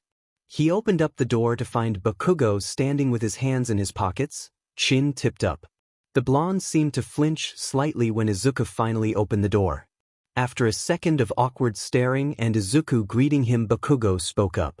"Did you wet your hair?" "How did you know?" Izuku asked, heat creeping up his face like he'd gotten caught doing something embarrassing. "Your curls look damp," Bakugo replied, shrugging it up. "Can I come in or what?" Izuku stepped aside quickly to let him in, apologizing under his breath as Bakugo walked past him. "Can't believe those dorks actually keep this place neat," Bakugo said as he examined the living room. "I was fully expecting one of those messy abominations you see on TV." Izuku laughed softly as he shut the door. "Believe me, any other day you would have seen it." He gestured around the room, oddly proud. "I had to clean this dump before my sanity got lost under the pile of lost socks they've been collecting in that corner." He joked as he pointed to the other side of the room. Bakugo snorted. "Yeah, no doubt." He dropped onto the couch. "So when is Siro coming back?" Izuku checked the time. It was 8:24 p.m. Sumigas. I asked him if he was going to be late, and he said no. "So we wait." "Yeah, I suppose," Izuku said, clasping his hands together. "Do you have water or?" Izuku startled and rushed into the kitchen, returning seconds later with a glass. "Here you go." "Are you all right over there?" Bakugo asked, a deep frown settling on his face. "Yeah." "Why do you ask?" "That came out awfully wrong." "You seem on edge," he said, assessing. "Are you on drags?" "What?" Izuku squinted at him. "No, I'm not on drags." He sounded genuinely offended. "I'm fine. I just feel distracted. My mind's not in the right place today." "Is it ever?" Izuku stared back, unamused. Bakugo broke eye contact and began scanning the room, glancing at everything that made it feel like a home to Izuku. "You guys got an awful lot of pictures," he said after a moment. Izuku followed his gaze to the wall behind the TV. A couple semesters ago, Kaminari had the awesome idea of printing pictures of them all and placing them around the living room to make the place feel more homey. Now, one of the first things people noticed upon walking in were random baby pictures of the four of them, mixed in with snapshots of their closest friends. "Yeah," Izuku laughed it off. "I think it's kind of cute." Bakugo stood up and moved closer to have a better look, leaning over each frame for a few seconds at a time. Eventually, he picked one up and squinted. "Man, you were an awfully fat baby." "Hey!" Izuku rushed over and snatched the picture from his hands. "I was perfectly fine. My cheeks were just chubby." "Yeah," Bakugo agreed. "Never outgrew that, did you?" Izuku gasped, mock offended. "Oh yeah? Like you with your ridiculously sharp teeth. I still got that scar from when you accidentally bit me." "You bit me first, freak." Izuku smiled at the memory. "I so did not." "Yeah, you did," Bakugo shot back. "You were set at me or something because I said whoever ran faster got to be All Might, and you fully launched yourself at me when you realized I was gonna win. That was just not fair." Izuku argued. "You always beat me at everything that I never got to be All Might." "Cry about it, Deku," Bakugo scoffed, reaching for another frame on the counter. "I took this one, actually." Izuku stepped closer so he could see clearly. It was a picture of Kirishima and Kaminari hiking. They were side-hugging, staring out at the view. "Why aren't you in it?" Izuku asked. "I don't like pictures." He paused. "Well, I only like taking them anyway." "Really?" Izuku looked up at him, suddenly aware of how close they were. "I like taking pictures too. I actually have a camera." "Yeah, me too," Bakugo said. "One of the things I got with the old hag's credit card." Izuku grinned. "Figures." I have some pictures, actually, he continued, already walking towards his room and motioning for Bakugo to follow. Above his desk hung a corkboard, pinned with his favorite photographs. I took these a while ago, Izuku told him quietly. I haven't really picked up my camera in a while. Bakugo leaned over his desk, studying them closely. One photo caught his attention. He lingered on it longer than the rest, a faint smile tugging at his mouth. It's your mom, isn't it? Yeah. It was a nice picture. His mom wore a floral dress with one of those oversized beach hats she loved. They'd taken a trip right before Izuku started university to celebrate his 18th birthday. She was smiling softly, turned toward the sound of the waves and the sea salt smell she always reminded him she loved. Izuku remembered how she'd flinched after he took the picture, embarrassed because she hadn't been posing to look pretty enough. Izuku had always thought that was ridiculous. She looked beautiful all the time. It was his favorite picture. She kept asking me about you after everything. Izuku admitted quietly. I always figured she missed having you around. Bakugo met his eyes. Up close, Izuku noticed how deep the red of his irises was, how striking it actually looked. The blonde was the first to glance away. Yeah, well, he muttered. I was the better son. Izuku looked away as well, playing along. You wish. They were both struck when the front door opened suddenly, someone storming in and swearing under his breath. Sir, that's him. Izuku whispered, ready to step outside of his room. His feet didn't move. Why didn't he move? Why didn't Bakugo move? Bakugo looked over Izuku's head and out into the hallway. Siro's voice carried from the living room, complaining loudly about something. What do we ask?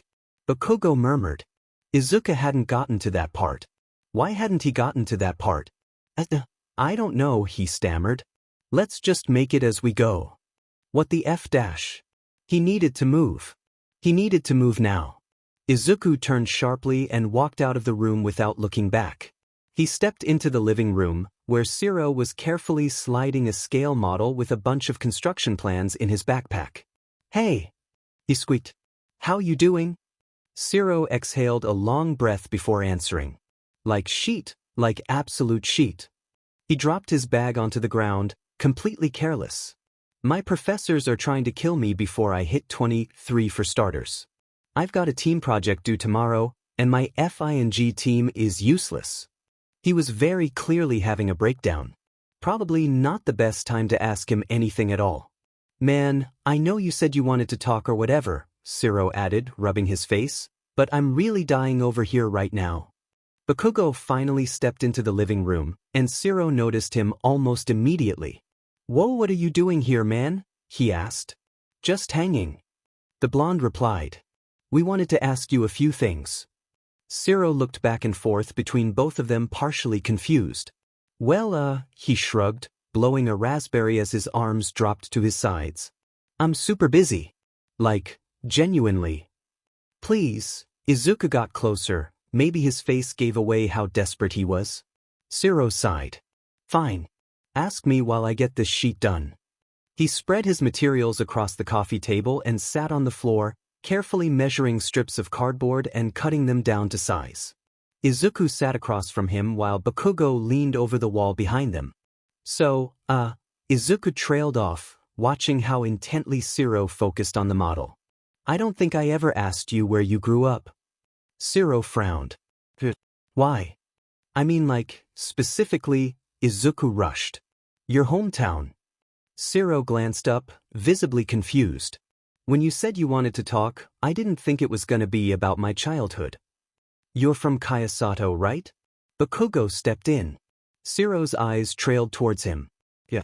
Why? Izuku looked between them, searching for words. How was it? Growing up there? Well, it was. Siro's gaze dropped back to his hands. Something, I guess. Not a place I'd go back to, that's for sure. How come? Izuku asked. It's just hard. I mean, Siro said slowly. People expect too much from you. All the time. For a million different reasons. He shrugged, lifting his hands briefly. It's exhausting. I got tired of it. Like what? Bakugo pressed. Siro exhaled deeply. My parents always cared more about me being remarkable than being myself, you know? I was forced to dress a certain way, act a certain way. I grew up as a reflection of who they wanted me to be instead of who I was. He paused, returning to his model. So, I told them I wanted to study architecture, which they weren't thrilled about, and I left. Changed my style. Everything. It was strange hearing all that from Shiro, of all people. To Izuku, he was one of the coolest people he knew, impossible to overlook. The way he dressed, the confidence he carried. Baggy clothes, loud graphic tees, chains and chunky belts, and a pair of headphones that were always hanging around his neck. He looked like someone who had never once been told to be less. Do you still keep in contact with anyone from back then? Izuku asked. He could see it in Shiro's eyes that maybe he knew where this was going. Just one, Shiro admitted. He's a med student too. Let me guess, Bakugo gave a half-lidded look. Todoroki? Yeah. Shiro blinked. You know him? Hardly. Anyway, yeah, him. He continued. But you don't want to know about him, do you? Izuku shifted in his own seat. Did you know her? Shiro leaned back against the couch, setting his X-Acto knife down on the table. Yeah, I did. But we went our own ways for the most part. I was only really close with a few people, including Roki. What was she like back then? She was like all of us, Shiro said, way too buried under the pressure of it all. The only difference was that I always figured she liked it. He frowned slightly. She was way deeper into it than me. It was a small town where all of us kids got constantly compared to each other, and she was always on top. Did she have bad blood with anyone? Izuku asked. Maybe someone who was jealous of her. No one I knew, Shiro gave him a laugh. At least not openly. We all wanted out of there. But she was born for it. He shook his head. If she had any bad blood, I wouldn't know. Everyone was very careful to not show their bad face. Could you try to think of anything?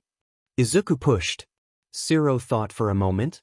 She could be persistent about her beliefs. Some of us tried to rebel, pretty young, and she was always there front row, telling us we were wrong. But I always figured it was part of who she was. Anything more specific? Bakugo pitched in. I wish I could help, Shiro said quietly. But I stayed away from that bubble as much as possible. Shiro looked down, then tilted his head a little. You could ask Roki. No, Bakugo stated. Yeah, well, his father still makes him go to all of those things, so he spent more time around her than I ever did. Shiro suggested. Why do you guys want to know, anyway? Izuku hesitated for a moment. We just want to help. Well, man. Shiro stood. I don't know what you might find, he said, heading toward the bathroom, but I'm pretty sure you might not like it. He disappeared down the hallway, leaving them alone. Another dead end. So, Izuku began, standing too. I guess we have to find your boyfriend now. Bakugo only rolled his eyes. The next day, Izuku got a text from Bakugo telling him to meet at the running track around 5 o'clock. It was getting windier by the day, so he made sure to bring a scarf. His favorite thing about this time of year was the way the leaves turned an orangish hue and fell over his head as he walked, especially the crunch beneath his feet when he stepped on them. The day was coming to an end under a cloudy sunset, and the walk all the way to the track felt like the perfect excuse for using his headphones. He shuffled through his music and watched it land on Back to Me by the Mariahs. Yeah, alright. Autumn, why enough? The walk took about 15 minutes. As he got closer, he spotted Bakugo leaning against a tree, watching the track intently. He too was wearing headphones. Izuku approached and tapped him on the shoulder, snapping him out of his thoughts. Hey, he greeted as Bakugo pulled his headphones off. You have a thing for getting late to places, don't you? Izuku rolled his eyes. He was very much in time, 30 seconds late at best. So, he said, looking ahead again. What are we doing here? Bakugo tilted his head slightly, narrowing his eyes. That insufferable half and half comes here for a run every day. Don't ask me how I know. Right? Izuku murmured. He focused on the far end of the track until he noticed someone moving. Todoroki was running alone. Do we just wait for him to finish? Izuku asked. He's almost done. Bakugo replied, already walking toward the edge of the track, where a bench sat with Todoroki's things. Izuku followed. How do you know? I said don't ask. They got there only seconds before Todoroki slowed his pace when he noticed them. He was sweaty and out of breath, squinting slightly. What are you doing here? He asked Bakugo, not only confused but seemingly annoyed. Skiing up my pride. The blonde shot back. That's a first. How's that going for you?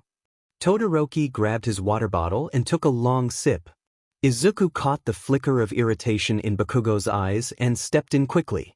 Hi, I don't think we've met. Midoriya, I know. Todoroki cut in. I've heard a lot about you. Izuku tilted his head, confused. Have you? My ID partner does not shut up about you and his girlfriend. Todoroki explained, lowering down the water bottle and picking up the towel. It's been against my will, I assure you. Right. He smiled awkwardly. We wanted to ask you some questions about Ibra. He finished again. I figured you would, eventually. You want to ask the questions yourself too? Bakugo deadpanned, to which Todoroki merely rolled his eyes. How did you know? Bakugo asked. Well, you weren't being subtle if you thought you were. He remarked. Your necropsy lab was right next to mine. He trailed, taking a seat. And you talk incredibly loud. He took a deep breath before adding, I also followed you to that party. Creep. Bakugo muttered. Todoroki shot him another half-lidded look. What I don't understand is why you care so deeply about it.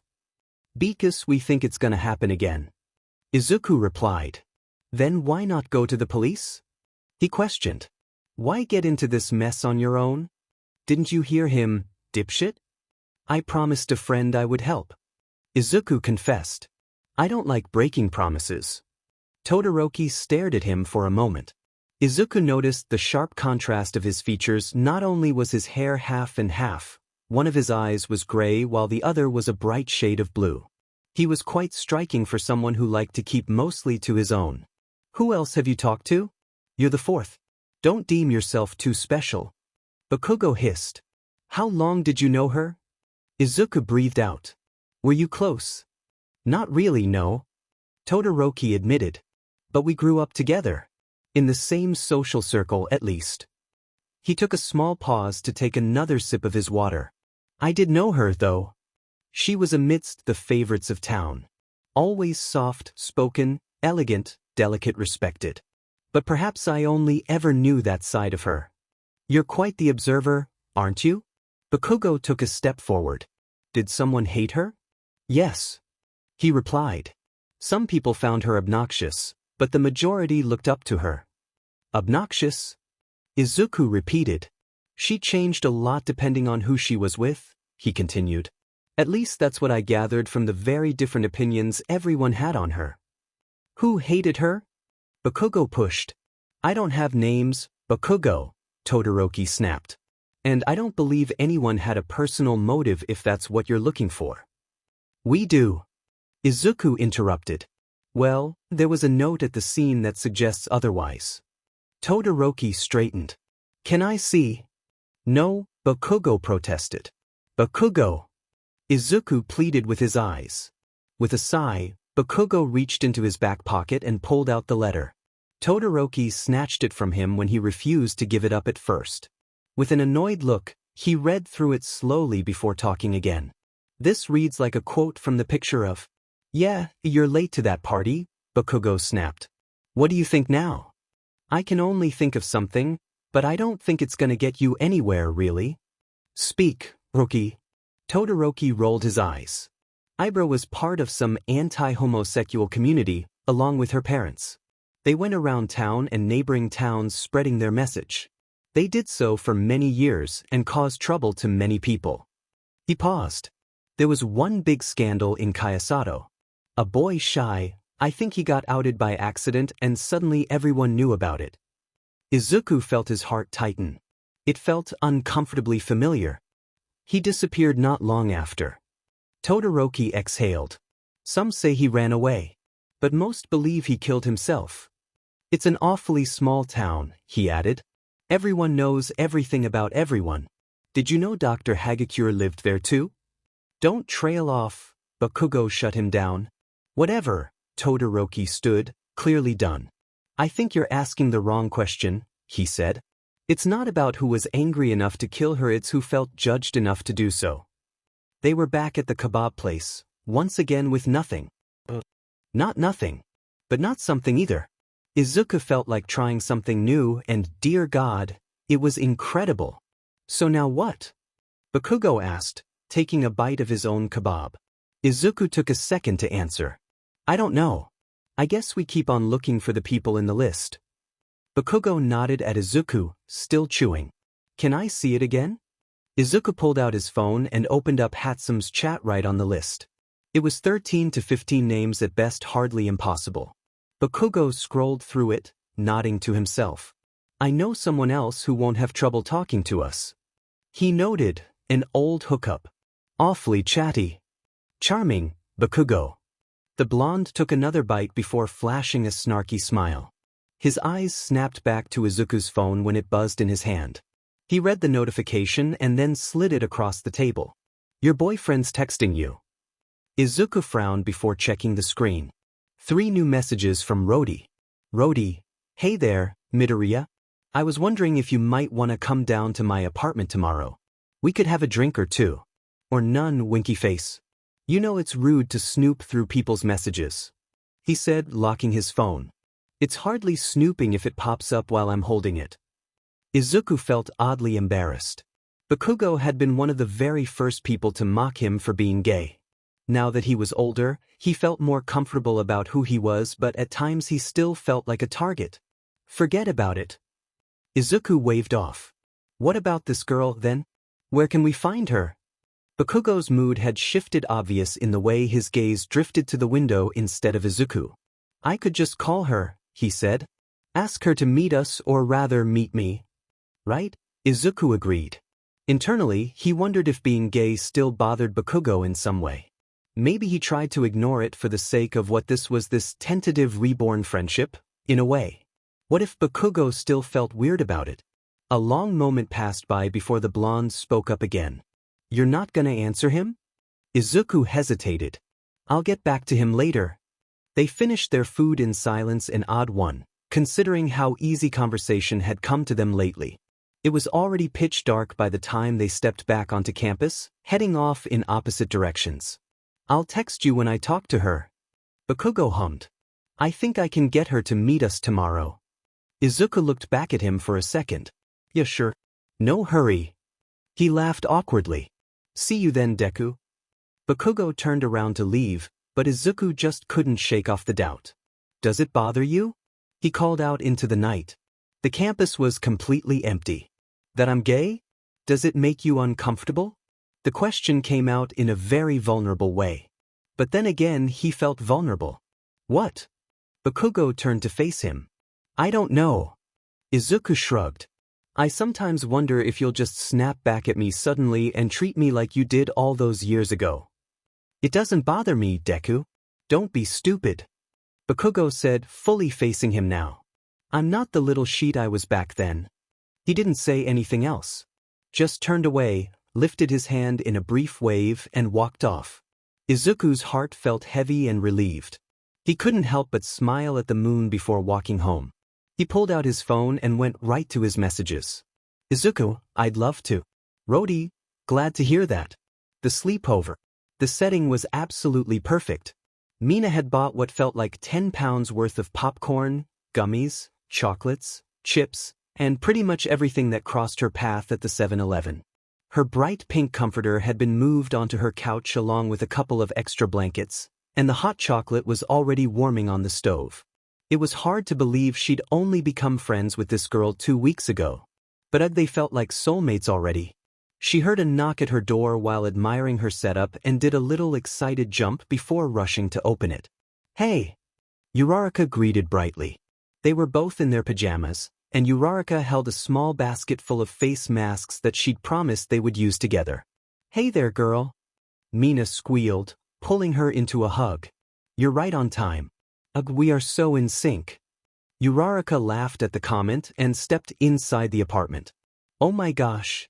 This looks literally taken straight out of a dream. Thank you, Mina replied, flipping her hair back. I am so ready to go into a diabetic coma with you. You better be, I have a lifetime supply of mochi that needs to be eaten. They each grabbed their cups of hot cocoa and flopped onto the couch. Dude, Uraraka sighed, sinking into the cushions. This is literally heaven. What the F dash? How do you have the best couch ever? How could I not? The first movie they settled on was Twilight. Mina nearly broke her neck in shock when Uraraka admitted to her she had never seen it. Girl, you are in for the ride of your life. I can't believe you've lived 20 years without watching this masterpiece. Uraraka did, in fact, have the ride of her life. Not only did they cringe hard as one usually does when Bella Swan is doing her signature lip bite, but she had discovered something new about herself. And vampires. Next, after a solid 15 minutes of indecision, they landed on Kickbutt. Mostly because Uraraka could not believe Mina had gone her entire life without knowing how ridiculously hot Aaron Taylor Johnson was while playing a nerdy teenager who was secretly a lousy superhero. Mina, too, discovered something about herself. Dude, she said thoughtfully, I think that day 2 weeks ago I completely threw myself at Midoriya. Uraraka burst out laughing, rolling down the couch. He's gay. She wheezed. I know he's gay. Mina shot back. But he's also awfully cute. Such a shame really. Men do not deserve that piece of butt.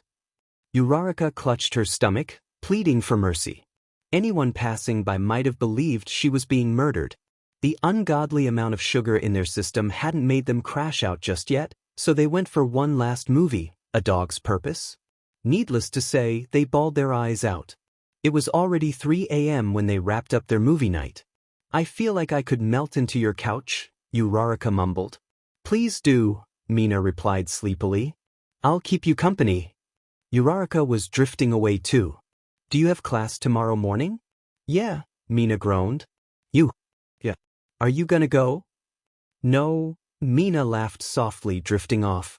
But me neither. Uraraka's phone buzzed somewhere beneath the blankets, but she was already far too gone to care. They both fell asleep at the same time.